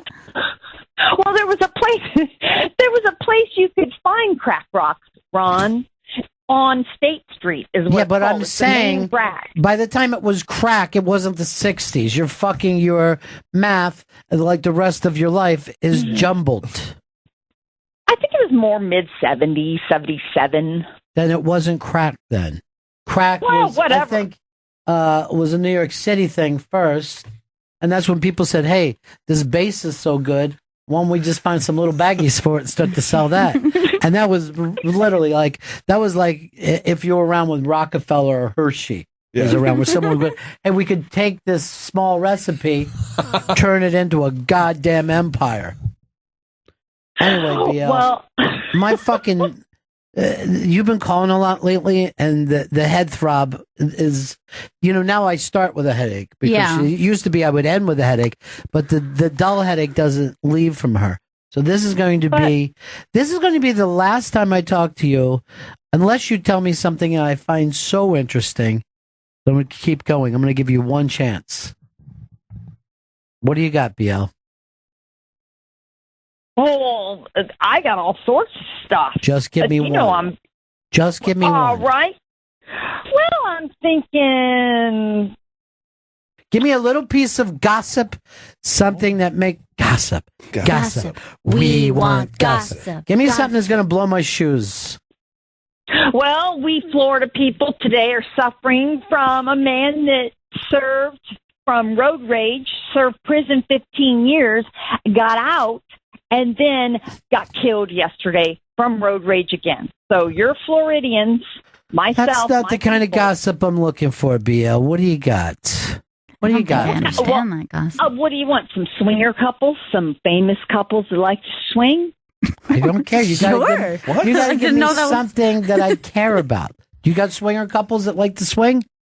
Allegedly, Megan Fox, Brian Green. What are we She's in allowed to Hollywood? do whatever she wants. Yeah. But this isn't something I care about. You've got nothing unless you got another relative working for the airline. You got nothing for me. I'll say goodbye to you then, Miss BL. Oh, there you are. There you are, high-fiving, talking shit, but you're going home alone tonight, aren't you, Benny? What are you talking about? What was that a quote from? It seemed like a quote. Was that a quote? From no. I'm not here for your entertainment. She stinks. She just stinks. She just stinks. She brings nothing to the table. What kind of gossip was that? I don't know. There's a road rage person who got road rage himself. And Benny? He is victim to road rage again, Benny. Now, from my Hollywood stories, tell What do you want? Some swinging couples, Benny? That some swing? celebrity swinging? Oh, the fucking headache is so bad. I swear to God, I'm saving these tapes unless I ever kill her. And I'll just say, ladies and gentlemen of the jury, when you're ready to tap out and set me free, I will turn off these recordings. But until then, you have to endure. Men refer to me as jailbait. I'm Hillary Clinton. She didn't know that she was on hold that time. You're fucking yapping along, and no one heard a word you said. I never stop yapping. You That's the beauty of the yap. never you got nothing you bring to the table, BL. Nothing. Really? You know what? I think I can. I can bring it. Usually around Christmas time I bring it up to New York City and I blow people's minds. I periscope. I do all kinds of shit. No, you didn't, BL. You got nothing. I'm hanging up for real. No, come on. You brought nothing. Brian Austin Green gossip? No one cares about Brian Austin Green anymore. I kind of do, but still, I don't care about his personal life. Now, what about Vito seeing my left breast back when I was in New York? What? Wait a minute. What? Wait a minute. I just Allegedly. got interested. So, Chris, what was that? So It's like gross. tasty gossips. That's a tasty sound. Please, Dude, no. this is Please what don't caused you- ever do that in the mic ever again. Let's Go make on, it about BL. BL. BL, you broke your tit out for Vito? Well, one time I was sick in a New York hotel room. I missed your show, and I had eaten some cheesecake from a place. It doesn't matter where. And I was throwing up violently. And you said, hey, Vito, get BL some Gatorade down now to her hotel. So he did. And Fez helped as well. Vito brought the Gatorade, and my breast popped out, and Vito did glance, but he kept going. I was his Mrs. Robinson. Oh, Wait. God. This is when you were an intern? I have no idea what this woman's talking about. She's talking about you getting a little fucking peek for yourself, Vito. Yeah, Well, she was You puking? perv. I have no idea what she's talking about. I've never seen her hotel room ever. I have no interest in seeing her breast. I Yes, don't know you do. what's happening. Vito, You would love what this is breast. going on? This is fucking crazy. I never saw your breast. You did. No. Apparently you did. Never. Puke covered breast. And that's how you like it, isn't it? If I saw your breast, what It's- color Gatorade was it? I can tell you my breast is a golden, hazy nipplage color, and Right, you wait. loved it. Some Ready Whip on there, you would have lapped that right up. You're disgusting, Vito. You just lost your A. God, Vito. I don't know what she's talking about. I never saw She's her talking breast. about you going down there fucking tit scamming until you got a nice. Vito, what, can you just explain to me? Eyeful. Did you see her breast or not? No, I don't know. I've never even seen her hotel room. You were ogling her. Why do, All right, hold on, one at a time. why do I feel like I'm on with George Zimmerman? What the hell, Vito? You saw my breast, you loved it, you glanced, you left. Big deal. Let's not throw out accusations like George Zimmerman out of Have people. you met BL before? I met her briefly once. No, twice. All right, let's try. And you never went to her hotel. Never. Do you know? Can you describe Vito to us, BL? No, I don't know, a large Mexican That's with him. greasy That's hair. fucking him. A large Mexican with creepy hair, did you say? Yeah, that's him. No, greasy. Oh. He said, no, he's sweet. He's a sweet Mexican. He's a very nice man, and he was very kind, and I was so sick. But he's sort of built like a beef roast, almost like the front of a bull, like strong like bull. It's Vito. You know? Okay. So I got out the Mrs. Robinson little black pantyhose, pulled those up to my garter, and said, hey, let's ride. That's what you said. Vito, look. Just for once, tell the truth. You're not in trouble if you just tell us. What? But I'm now confused. She said she put her panties down. Yes. Did So, you look would you at the least left admit to breast? tit, and we'll forget what happened with the panties? Dude, I don't know what she's talking about right now. Did you go into her hotel room? No, I don't even know what hotel she stays at when she comes here. Rhymes with Belvedere. Oh, it doesn't. It doesn't rhyme with Belvedere. Oh, shoot. It is the damn. It's actually the name of it. Whatever. It's 3 blocks. It took me 60 minutes to get there. Could we just Dude, talk can I about the let me Lavender bring her belt? down for a second so I can explain to Gail. This is how annoying she is. So she's 3 blocks away. You know where the Belvedere is. I you do, can see yeah. it from our window. I'm very familiar with She it. stood in the street for 40 minutes trying to hail a cab. And I'm like, where are you staying? And she tells me, I go, BL, we can almost see it from here. Just walk straight. She goes, I don't want to walk through that neighborhood. I go, the neighborhood that you're talking about is Times Square. You would be There's like- walking through Disney World. That's how safe it is. This is some fucking people. They come to, she thinks she landed in the 1970s New York. It might be like a 4 to 6 minute walk. Tops. Yeah. That's drunk. That's a stumbled walk like you used to get to school.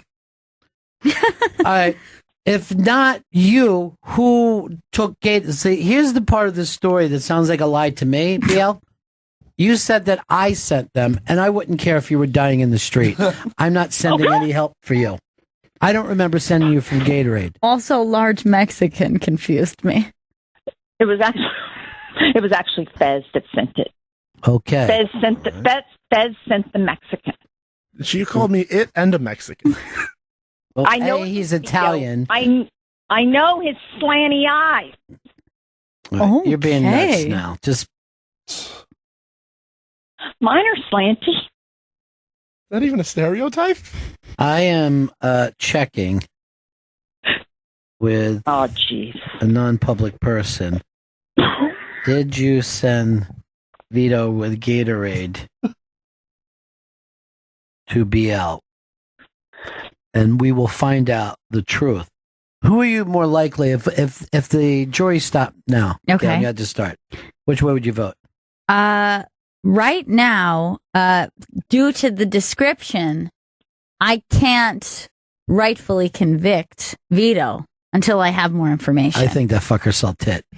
I think because of the description, it's Vito, and that he saw her breast. I just want to get to the bottom of this. I'm not like ruling anything out. Yeah.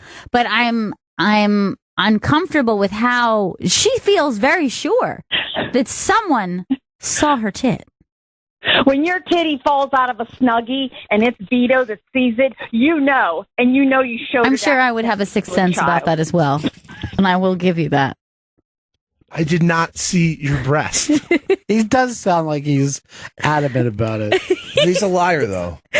He's not a he good had liar. a shirt. That's the problem. But like he did have legitimate confusion and fear in his voice when he was being accused. There was something about that. He is the accused right now.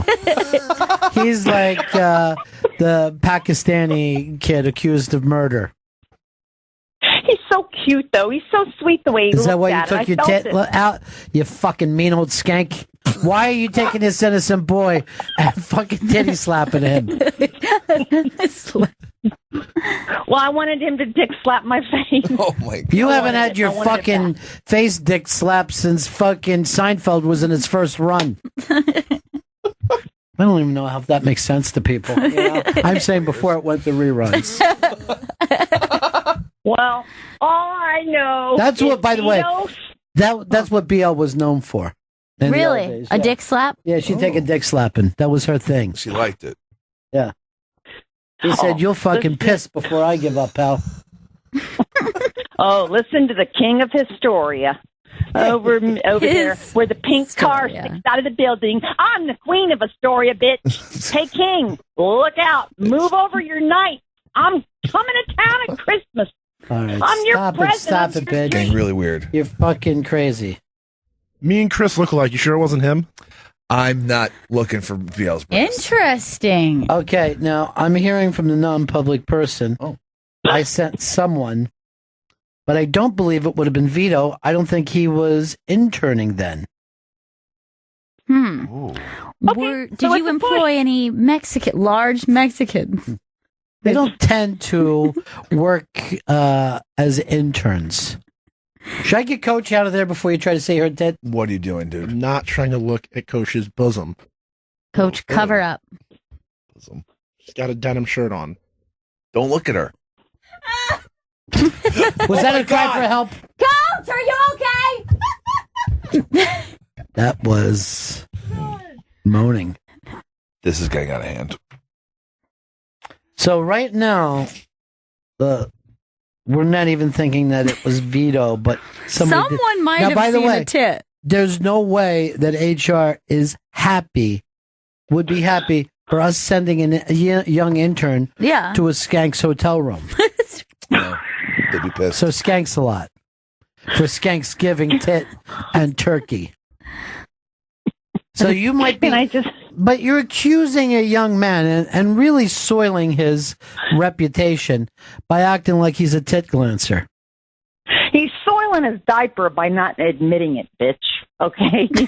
He needs to admit that he glanced at the old lady's breast and move on. And here's the thing. He was a kind man. He knocked. Oh, okay. Hello, may I enter, BL? May I enter? I said, please do. Ugh, I was sick. I am finding out that an intern was not sent, and the person who brought the Gatorade was one Mr. F. Watley, who saw so much old made-up tit that it forced him into a life of men. Oh, my God. And underground sex clubs. Fez is lying. Fez is lying. It was a Mexican man that brought me the purple Gatorade. I remember it like yesterday. First of all, there was no Mexican men working here. Second, you said it was Vito, and now it's just down to a Mexican. I don't know. What is Vito? Mexican, Italian? I like all kinds of people. I love that has black nothing to people. do I with don't what care. you're accusing people of. This is just a person off the street. I can't have this on my record. Fez has already taken the collar for this one. It wasn't Fez. It was not him. No. Could you It was have not been him. so Desperate? sick and delirious? Oh yeah, I wanted it while I got slime flying out my mouth. Ghostbusters. Oh, I'm sorry, Chris Stanley. Where's your scene in Ghostbusters? I saw it. I looked. It got cut. Look. So he's a loser too. Is that what you want, What BL? are you trying to do? I'm not flashing anyone when they come to my hotel room. That's my Wait, Hooters you know card, what? by the way. Chris is large, and when sweaty, he could look like a drunk, blacked out Mexican. His hair is full of grease. I would never buy purple Gatorade. And the eyes, of course. My slanted eyes. Purple is not the part of this story that matters. You went out and got some granny tit for yourself. No, thank you. Can I please say for the record, I'd jump right on top of Chris Stanley's White Castle case of White Castle ass any night. Can I tell you something, Chris? Yeah. If you ever find yourself in some dry old granny cunny, I got just the fucking dust maven for you. Oh, thanks. I'm going to put that down. Unless you want to go to the Natural Museum and butt fuck a mummy. That's mean. I want to do a movie with you called Step Mummy, and it's kind of a taboo thing where you're the step mummy, and you come home and your son Chris just fucking got done picking lettuce all day. No, he jacked off on his mom on a bus. Okay. Next to. Not on. Next to. Why she's got to bring up these terrible stories? I know. All right. Sorry. So what I heard from Fez, it was him that went. He saw no tit. Of course, if I did see it, I would have turned to stone like with fucking Medusa. There's just snakes coming out of her tit. Man, Medusa was another thing that scared the shit out of me when I was Scared little. me so bad. And then I showed it to you. I go, you're 3. You want to see something that's going to fucking keep you up all night? Yep. And it did. Yeah, well, everybody wants a piece of this. And I'm There's now, no Batista yeah, is that about right? it. I'm now, My puke? Huh? I'm now hearing it wasn't even Gatorade. It was just an old bottle of piss.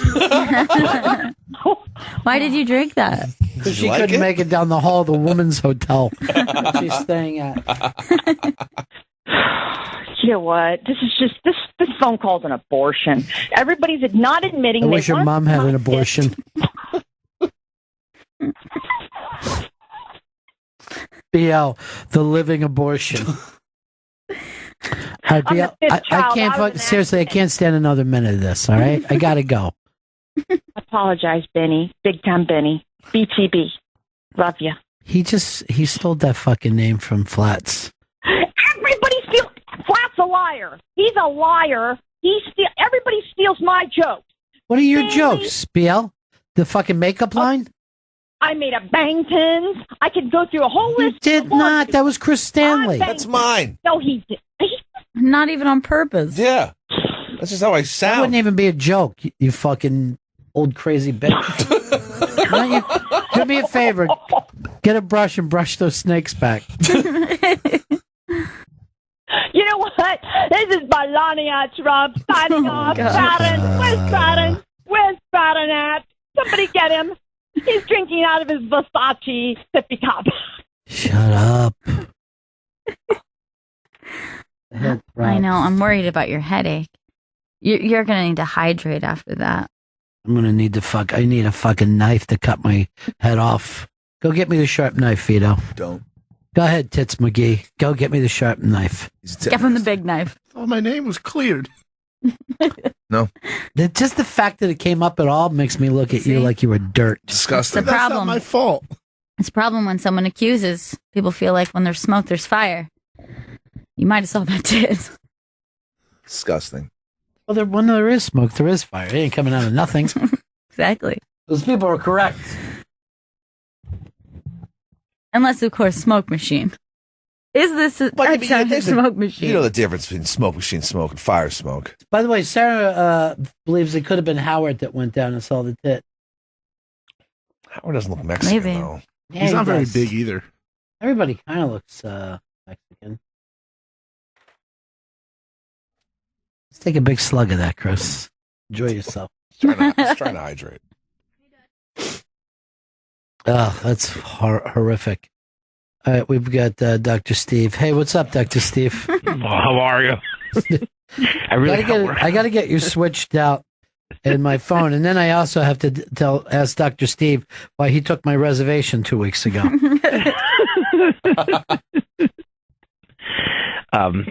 That call was the greatest thing I've heard from BL in a long time. Oh no, it's just I despise. It was, and by the way, it's not brown swagger that she's eating. It's a Brauschweiger. It's like liverwurst. What the hell's wrong with that woman? I really heard brown swagger. That's what she Brown was saying. swagger That's why sandwich. you heard it. Beanie. All right, this is how annoyed I am, right? BL just texted me effing hysterical and puts a heart there. She acts like we're riffing together rather than it's me being annoyed. We're not a fucking comedy team, BL. You're a lunatic. You're the human fly climbing up a tower of shit. David Cross, killer line. It was so funny.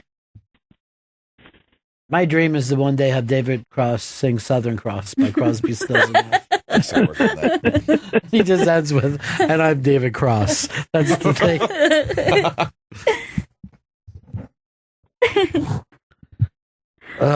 What a nut she is. Someone wrote, she's the new Crazy Jen. No, I know this crazy old bitch. Yeah. 15 years before I met Crazy Jen. Yeah, she's the original Crazy Bee. I don't know how she stayed out of the nut hut.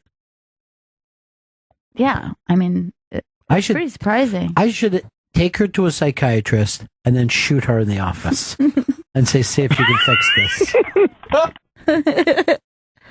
I would, like fucking Big Chief, just lean over her and just smother her with a pillow and then throw her sink through a window and run away with a little jingling sound in the background while I was running into the woods like Bigfoot. And I'm in my pajamas. I dare you not to cry at that scene. I always do. Killing for love? Best kind of killing ever. There, sweet friend. You're coming with me. No. I mean, in just memory form. Rest easy. For eternity. Do you think that's a sadder, or think about the rabbits, which is sadder? I think the rabbits, because I remember crying at that while reading. So it's like to read something, to be moved to tears while reading it. Whereas the other one, I saw the movie first, and I feel like... You never read the book? No, I did. I read the book after I had seen the movie. Did you cry then too? Yeah, I think I did. Maybe not. That's weird, though, books that make you cry. Yeah. The only thing I cry now is thinking about BL. Yeah, that does get you pretty emotional. Can someone be so annoying that you get a tumor in your fucking brain? The doctor will be looking at my CAT scan. Have you been talking to an annoying old bitch? And I'm talking very skanky. Dude, when I did Anthony's show with her, she had fallen down, ripped her glove. The only finger that was ripped was the one that her little fucking nub was sticking out of, right? Which is ironic, unless there was just so much material. But she was bleeding from it. Then, 5 minutes into the program, she leans her face into the mic, smashes her mouth on it, and there's blood spilling out. And we had no commercial breaks. And it's video for 2 hours. And what I did was pushed her into the corner and just slugged her for 2 hours, right? 2 straight hours. And she never went down. She just stayed in there, just getting beat in the corner. She just wanted to go the distance. With her elbows resting on the top ropes. And comedically, I hit her with everything I had 11 seconds left, and I just passed out from sheer exhaustion. The old rope-a-dope. She's amazing for the amount of heat she can take. Amazing. And then after, she's like, was that good radio, Benny? Sorry about my mouth bleeding down, my fingers bleeding. I gave it everything I had, could not drop that bitch. But gloves were a strange touch. They were like a very weird, I remember them to be like almost like a gardening glove. Like it wasn't like gloves. But here's the thing.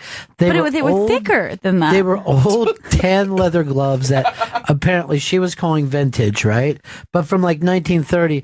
So they were covered with 70 years of soot and grease and schmutz.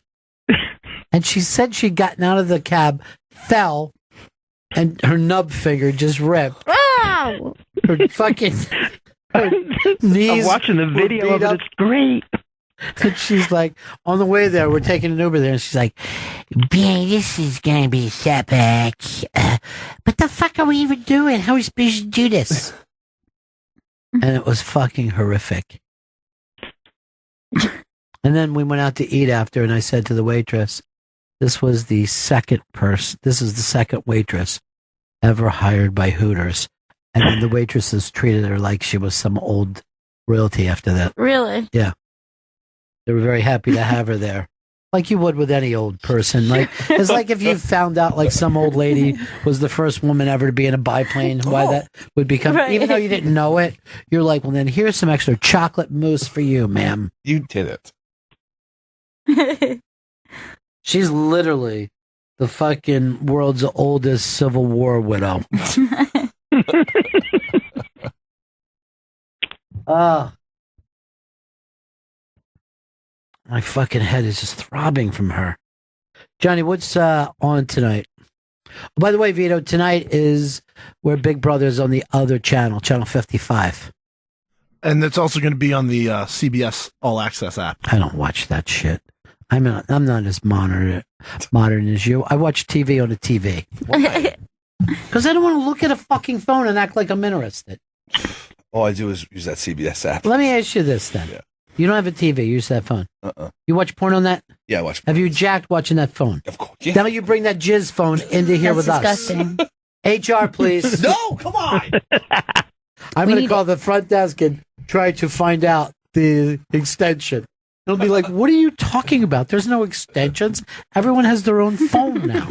Get me the extension, please, to HR. Puffin stuff. Yeah, I only watch porn on phones. That's really gross. Look at Clinton. She's just up in front of stripes. Just red and white stripes. I know. How big is that flag that we can only get stripes? Are we all trying to...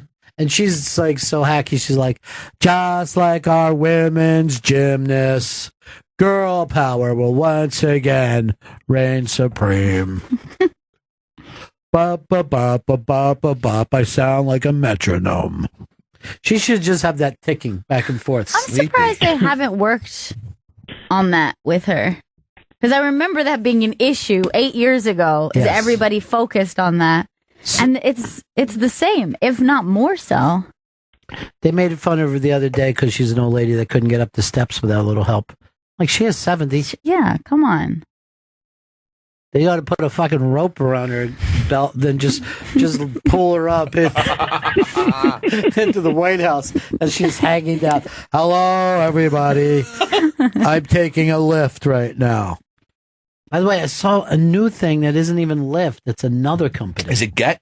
Is it yellow? I think it's Get. Oh, I've been on Get for a while. It's $9 anywhere below 125th Street, and you go anywhere in the city. It's the shit. Not as good as Juno though. And flat rates on Get. Yeah, flat rates. $9 flat But rate. is it flat rates if you're going to a different borough? No, only in Manhattan. Is the driver going to kill me? No, he's not. No, but they still give you a flat rate up front when you go to a different borough. And how long do I have to wait for a car? It all depends. I mean, I waited like 5 minutes yesterday, but there's Too long. a lot of cars around here with Get. I need 3 minutes or under. I agree. And then I do it from my fucking thing and go, oh, I hope I beat him there. But right now, like for a little while, Uber was getting pissy about things. No, all you can say is just try and fuck with me, Uber, and I'll be a Get or Lyft or Juno. All the drivers hate Uber. I'm taking all these other apps and they just hate them. They just talk shit about Uber all the time. Yeah, but I remember when they used to talk shit about the cabs. Yeah, but They still talk shit about them too. What about the first app that you were excited about after Uber? What happened? to Lyft? that? Is that the one? That was the first one because I was giving out promo codes. And now you don't use it at all? I just use Juno and Get. Juno is too amazing. many. The other day, Uber charged me $6 to go to the fucking airport. I remember when Yellow Cab used to charge like $75 every time you went to the airport. Like people would get here to visit, and they'd be like, "Can you believe that the cab ride was almost as much as my ticket to get here?" Yeah. And I'm like, "Well, you're getting fucking, you got to get a lift now." You're going to love the future. Yeah, future's for you. Boy, I heard this crazy story about your cousin. I don't even know whether I should tell you on the air or not. Now, but I want to know is the problem. I probably get you more details because I got it from Robin, and you know what I mean? Sure. You know how that story is. By the way, she listens all the time, so you just saying sure broke her heart. She can put up with me being mean. Love you, Rob. I love you so much. All right, why don't we take a break and you tell me whether this story is suitable enough for air. Okay. It's really scary. Weird, scary, modern. Modern. Like Black Mirror modern. Bennington. We're live. It's the best friends. They're back. It's the Benningtons. Don't fear. It's the Bennington Show right here on the radio. We're going to be with you not only 2 shows tomorrow, but also an Unmasked and an auto documentary about Sam Kinison. I just saw, Vito, you threw off your earphones. What happened? This is the 3rd time this has happened today. It keeps shocking my ear. Oh my God. That's not a good sign, my friend. That's what killed Ben Franklin. Yeah, it's... Don't put him back on. I don't know what... I have to. Chris, would you think it's the earphones or worse, it's the equipment here? I think it's... It doesn't shock me. I think it's Vito. It's never happened before silliness. Today. You were asked a real question. About a fucking coworker and one who looks up to you. And you don't care whether he's in pain or not. Look, I go in there. Shockless. Yes, so something new is happening. Okay. There's a new... No, not okay. Okay, baby. Would you talk to the engineers? Please. Yeah, I'm going to call them now. Yes, call them now. And don't even put those headphones on again. No. Have Coach sit with them on and she can tell you what we're saying in here. Anyway, safe. Unmasked tomorrow, a tribute to Sam Kinison tomorrow, kind of an audio documentary that's going to be running where? That's going to be running at 3 p.m. East on Comedy Greats Channel 94. As well as the last time stand-up was performed by Sam Kinison, which is, pretty historical, great acts on there. We'll talk about it tomorrow, but join us at 7 a.m. on Opie Radio. And good news about that, all the fucking on-demand works when we do Opie Radio. I'm hearing today, people are bitching about the app and the forward, backward. Let's get it. You're going to be able to rewind all you'd like. Rewind like, oh my God, what did Gail say then? What was that little impression that was Gail hilarious. was doing? God, she is a gem. She's adorable. Oh, that's not what people think. She's like that dolphin that knocked the iPad out of the people's hands and then splashed them. I don't know why that dolphin just didn't ask nicely. That was rude. Well, dolphins, they don't have the human brain that we have. They have what's known as fish brain. Mm-hmm. And you said you had a zoo thing today you wanted me to say, and I saw the headlines and I'm terrified. Who said it, Vito? Yeah, Vito sent it. He's our animals going wild. He really is. So this fucking baby's on like live Mexican TV, and all of a sudden this lion just tries to take a bite at the baby. Why would someone, first of all, bring a lion out on Mexican TV and put a baby next to him? Oh my! So there's the baby. She's making high-pitched sound. Like what? Like a wounded Like a little bird? cry. Whoa! Oh my God! Oh my God! Holy Oh shit! my God! Tranquila. Was that tranquilizer? Just quiet. She's saying to them, relax, but the more you cry, you're making it worse. She's telling Dude. them. Someone grabs my kid. I'm never stopping screaming. Is the mom crying? She was screaming, so now she's like kind of telling the mom, no, everything's taken care of. Give me We a got little volume, Chris. Hormonal, de todo su sistema hormonal, que cambia y varía de humedad. Mi Pauli, vete. No, Pauli, no,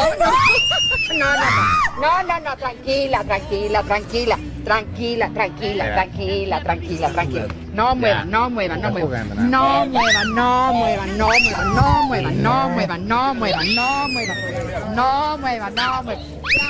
What's no wave mean? I don't know what. No way or no wawa? I don't know what she was saying. Holy shit. I got to tell you something. That was one of the scariest things I ever saw in my life. That was fucking pure stupidity. It was a lion is a lion. Yes. It's not tame. No. And if a lion looks at a baby and thinks that looks delicious, that's correct. Yeah, in nature, that's the way it goes. They're like, oh, that one's small and vulnerable. This one will be easy to eat. And the baby starts to kind of like make some high-pitched whining. Holy shit. And this lion is like, you know what? That does sound pretty good. That sounds like a weak little thing. The church is going, no. Tranquila, tranquila. Quiet? And that's like the mother screaming. You can hear the mother freaking out. That's me screaming. Why would you find this for entertainment purposes, Vito? I would put this up on a, see, this is why we need a wall. They let their babies near lions. Animals are not our friends. Good shock value. This is horrifying. And the grip The handler that is so lion tame. has on Dude, the I pant leg, can't. pulling the child into its mouth. I'm taking my jacket off so I can lay it down and then faint on Tranquila, it. tranquila. I'm going to faint on it. And I'm going to face plant faint. Oh, no. I'm going to faint like Ric Flair after he just did something good. That is the most terrifying thing I've ever seen. I am going to forward that to some people. PETA and say, see, you're not right. All right, there's another video that came up. I decided not to look about it. It's car crash leads to bee attack. Is that the name of it? Yes. So this is a... What's the title there, Chris? It's Kentucky car crash leads to bee attack and perfect local news interview. That is the longest, stupidest fucking... It's lengthy, but you know what? It says everything you need to know. That is a terrible, terrible title. Crashing a car was bad enough, but investigators say it led Oh, to good. two We're people starting at the inside that beginning. car being attacked by bees. It happened last night on Patton Spur Road in Laurel County. Police say a car hit a utility pole and bothered a hive of bees nearby. New tonight, Garrett Weimer talks to someone who lives So in that far, we area don't need to who see saw any it of all this. happen. Neighbors along Patton Spur Road are still, well, buzzing about what happened. Well, I just had got done feeding my chickens, watering them and stuff, and I walked back to my house there to get my phone so I could play a video game on it. And all of a sudden, I heard a big boom. I looked back out my door, and the electric pole fell, and the lines were falling, and the geotacker's sideways into the fence. Then the folks inside the car got a big surprise. What? Well, all right, let's stop it for a second.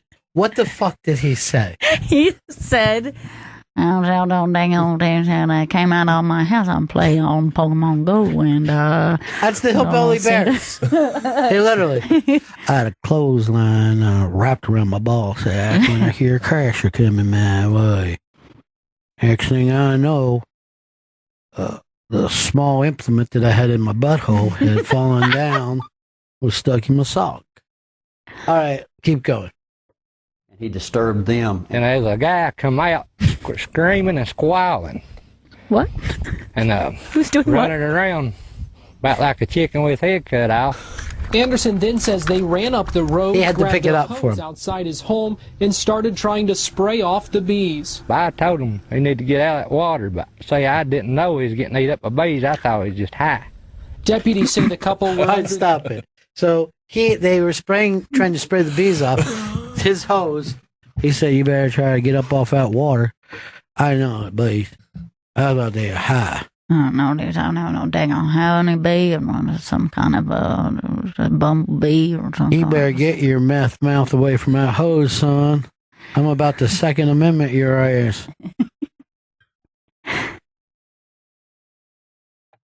Down the road looking for a place to swim. That girl in that little bikini, she had a little red dot thought over her. Even here. Gary Lee got stung while he was out there. All right, stop it. So, stop it. So he's saying the girl in the bikini. That girl in the bikini? Little red dots on her. So he's saying she had bee stings? Yeah, little red dots. I thought for sure it was a polka dot bikini. A girl up there in a bikini? Why would they be in a bikini in fucking Kentucky? Because there's a fishing hole somewhere? Right. Two learned a serious lesson. Think they learned their lesson? I'd say about today they are. What? If they feel like my leg feels, I'd say they're learning. In Laurel County, Garrett Weimer, WKY. I love that dude. I reckon they have. If they think it's all on my leg. Yes, sir, they are running around out there screaming for Jesus. He ain't gonna help somebody get somebody. Everyone who deserved it on that oxy. That's a fucking cool dude. That guy's amazing. You better get up from underneath that water. I mean, turn off the hose. Is that what you're trying to say? By the way, what you are describing is a scene from Tommy Boy, and I'm not sure this really happened. You better, son, before you know it, it went and crashed into a whole dang base. Whole dang thing, guys. This big old fat guy came out of the car, claiming there was some kind of honeybees all over him, bumblebees, some kind of bees. I was sitting here watching a documentary on the Middle Ages. Next thing I know, there's a fucking truck fire in front of my couch. I hauled for the gun. Hauled for it. I'm sitting here trying to catch myself Bubbles of War, some kind of Pikachu, some kind of a video game, a little something that I was looking forward to that daggone bees also showed up. I was just sitting here on a Sunday afternoon pondering why I'm still single. Next thing I know, a girl polka dot, red dot, running up yonder into my water hole. I said, maybe Jesus sent her to me. I ended up smelling at least a couple of tobacco. I thought for sure she done been chicken pox. I don't know if this is some kind of West Nile Zika virus. I'm just trying to get up out of here, get up under my hose. I read somewhere you can get rid of bees by farting on them. So immediately, trousers down. I was just breaking wind all over her ankles, kneecaps, and the back of her heels. And then I remember you're supposed to piss on somebody if they get something about jellyfish. I don't know if the farts helped. I thought maybe just put them on the dang old farts on the bang. Had to blow some of the bees off them. Had to. That fucking dude is amazing. And no one at the news place is like, hey, look at this fucking this crazy guy's character. Pretty weird.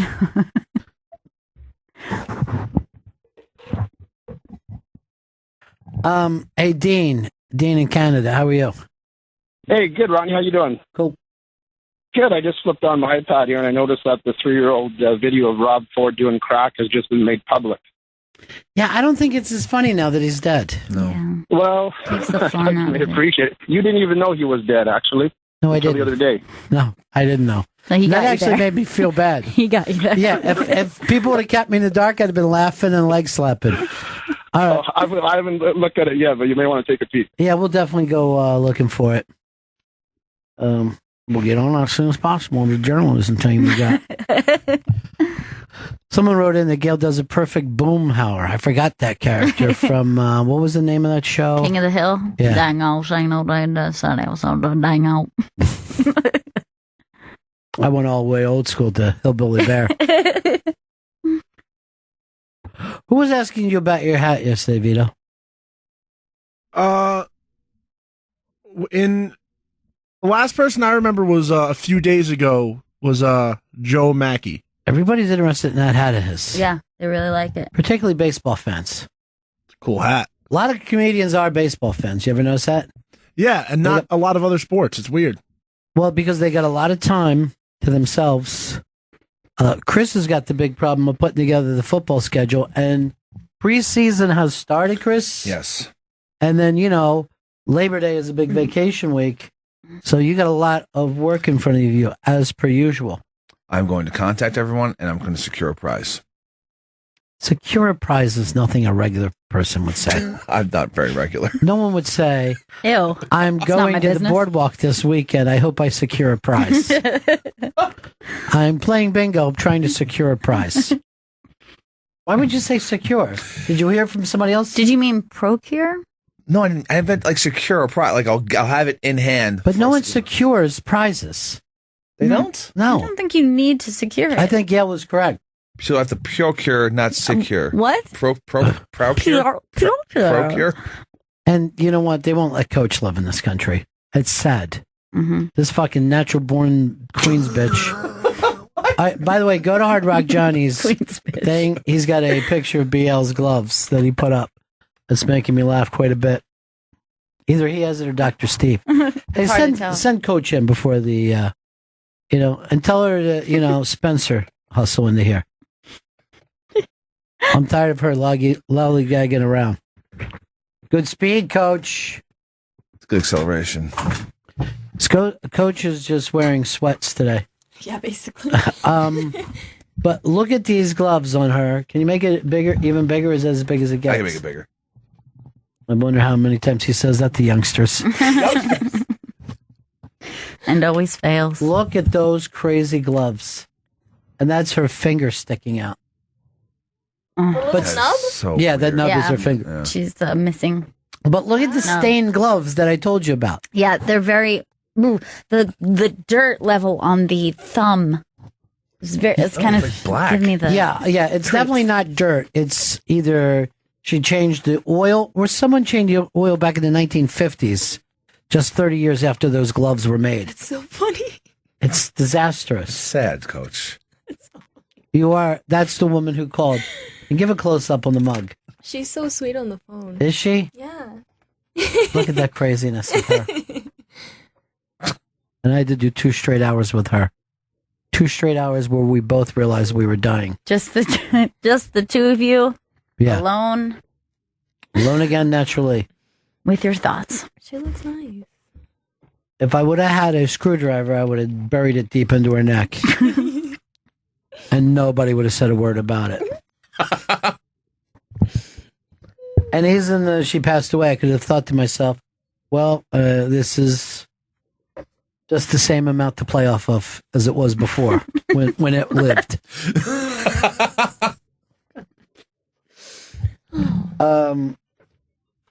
Here, I'm going to hear Coach read a plug. You never get to do that. This is your internship. So just enjoy that. Yeah, just talk about David Cross. Cool. Well, David's new special, Making America Great Again, is now streaming on Netflix, and you can follow him on Twitter at David Cross with 3 S's. Enjoyed him today. He's awesome. My brother was texting me during the show, freaking out, and some profanities included, because he was just like, I can't believe you're going to meet David Cross. Like, Why didn't you bring your brother in? Huh? You're free to bring your brother in when you have a big star. He's driving to Boston right now. So Oh, did you get your picture with David Cross? I did not. So when something like that happens, when you find out something, you come to us and say, can I get to meet the person and get my picture? And 99% of the time we will say yes. Only when the person is a terrible person will we Right. say no. No. But David Cross would have loved to take a picture with He's you. so nice. And I told him, like, my brother's, like, freaking out on me right now. He was like, that's really funny. And he asked if he was here. I was like, nah, he can't be here. And my brother found out that I said that, and he was just like, what was it? Oh, I appreciate you. You are very smart and you are very loyal. You are and then smart he and sends me a loyal. picture of the headphones that I left in his car. He's like, you're not getting these back. Now, is he going to college? So yeah, he had a class today because he's doing a summer math class, and then he's going to Boston for a Comic-Con because our friends got him tickets for his birthday. You're like Argentinian nerds, you two. Basically. Do you and your brother cosplay? No, but we are very into like Marvel movies and like anime and just See, it's a normie now. It's not nerds. It's normie. Normie. Normie. You're all normies. cool to be a nerd now. Yeah, well, it's not cool. It just but It is. certainly is I make normal. tons of friends, okay? Yes, that doesn't mean that it's cool. That still doesn't. Hitler had plenty of friends. None of them cool. Well, probably some of them your grandparents. Oh man. You are in Argentina. It's Right. the number one thing is German Nazis. That's the number one DNA We're strain. not sure if we have German in our family Of because course my you grandmother do. was Definitely do. You have it. Yeah, So she was I'm not adopted when her mother, Ava Braun, passed away. So yeah, when you and your brother want to meet, now there's an interesting thing. They like that weird thing, and then of course they like David Cross because that was a comic crossover, alt Yeah. comedy. He was would you call him a grandfather of alt? I think he grandfathered it in. I think he helped to grandfather this in. Even for the people who don't realize it now, that they're like doing people who were doing their version of Mr. Show. That's why nothing has a plot anymore. Any show that comes on, it's just insane. What is it that your brother started to like him from? Like, I think Scary the first Movie time 2? we saw, yeah, I think that's the first time he saw him. And then Cross brings that up to Scary Movie 2. Everyone knows him from. Really? Yeah. Yeah. And he said when he did Unmasked, he said he sleeps in, not getting a call from anyone. He goes up, and this black kid that lived in the Lower East Side is like riding his bike up, and he's like, "Hey, Scary Movie 2. You hear about the towers?" They would call him Scary Movie 2 as his name. The young street kids, Scary Movie 2. You hear about them towers? And that's how he found out. He told me that story, and my mind was blown. That's insane. Yeah. So funny. But I always think about that. At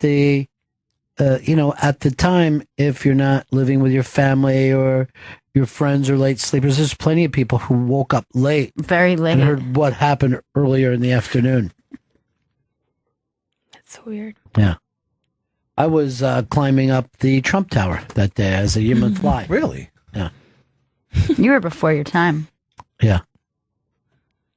Well, that was your time. Yeah. All time is really my time that I was alive. I don't want to say back in my day because this is also my day. Well, back in my day, people played guitars. Really? Guitar boxes. They're what you would call laptops today. Oh, now But even a laptop comes off as old, Oh, right? yeah. That's very. Need a tablet. You need a Not me, I tablet. get it off my ring. I get it off my fucking marble You have a ring. smart ring? Yeah, I do. I have a smart ring. Oh, what was that thing that we got the other day? It was from Liz Sets Fire. And she said that she's sitting there and somebody's ringtone was Paradise City. Yeah, Paradise City. And it instantly made her sick. And I've never liked fun ringtones. Yeah, the fun ringtones was like a little point in time that it was like socially acceptable. It was a cul-de-sac of technology. And after that, it was very soon after if you had a musical ringtone, it was a no-go. The iPhone put it into that. But this was funny. Like at the time, you would just read stories like the Boomtown Rats made $1 million yesterday because that's how many people downloaded I Don't Like Mondays. And you're just like, what? That song is suddenly, oh, this is my wake up. And they were just getting paid for it. That's how Soulja Boy, the rapper who was popular maybe like 10 years Soldier Boy. Oh, my fucking Soldier Boy. I forgot about Soldier Boy. He's Superman to Ho, I believe Yeah. this is. But he was Superman to Ho. he was the guy who made all the money. He made all of his money off ringtones. Yeah. I don't think he put out an album. He actually talked like that fucking Kentucky guy. They talked the same way. You couldn't understand him. It's just a country accent. But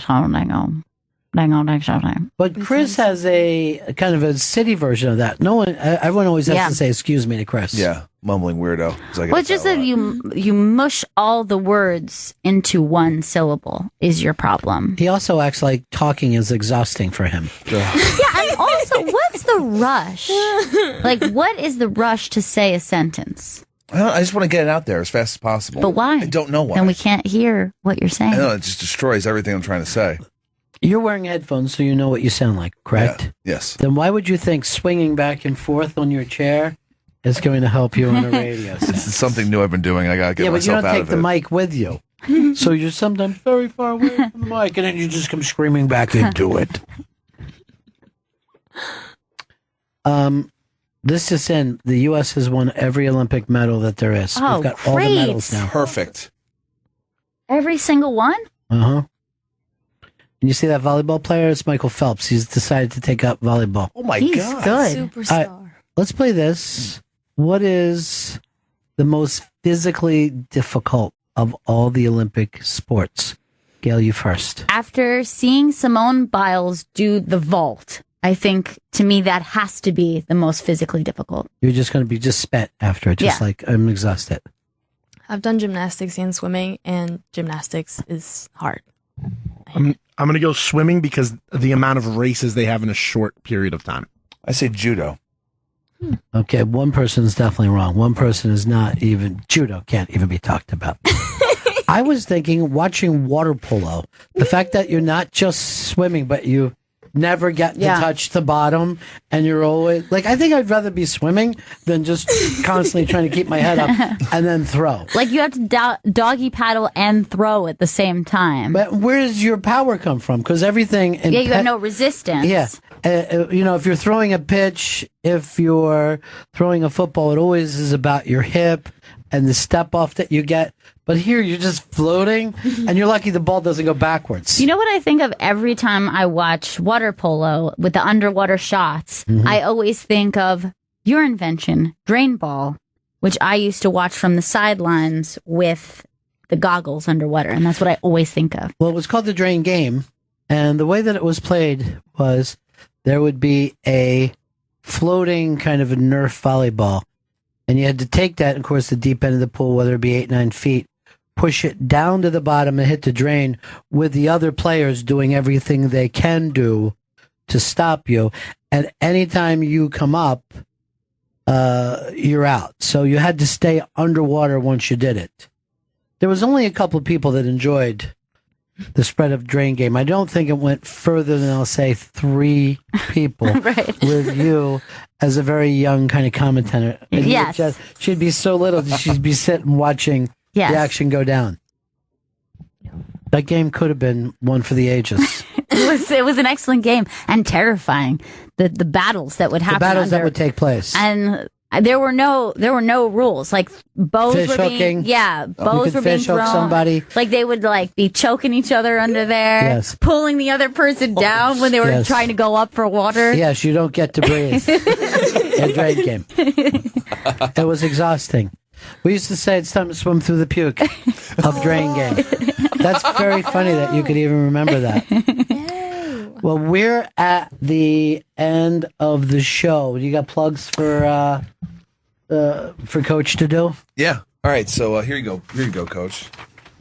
Take this plug. Okay.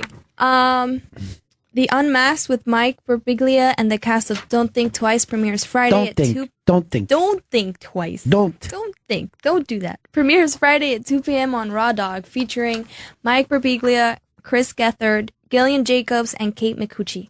That's sweet. And Kinnison audio. Kinnison audio documentary this Friday. Sam Kinnison: A Life in Comedy will be premiering on Comedy Greats Channel 94 at 3 p.m. East.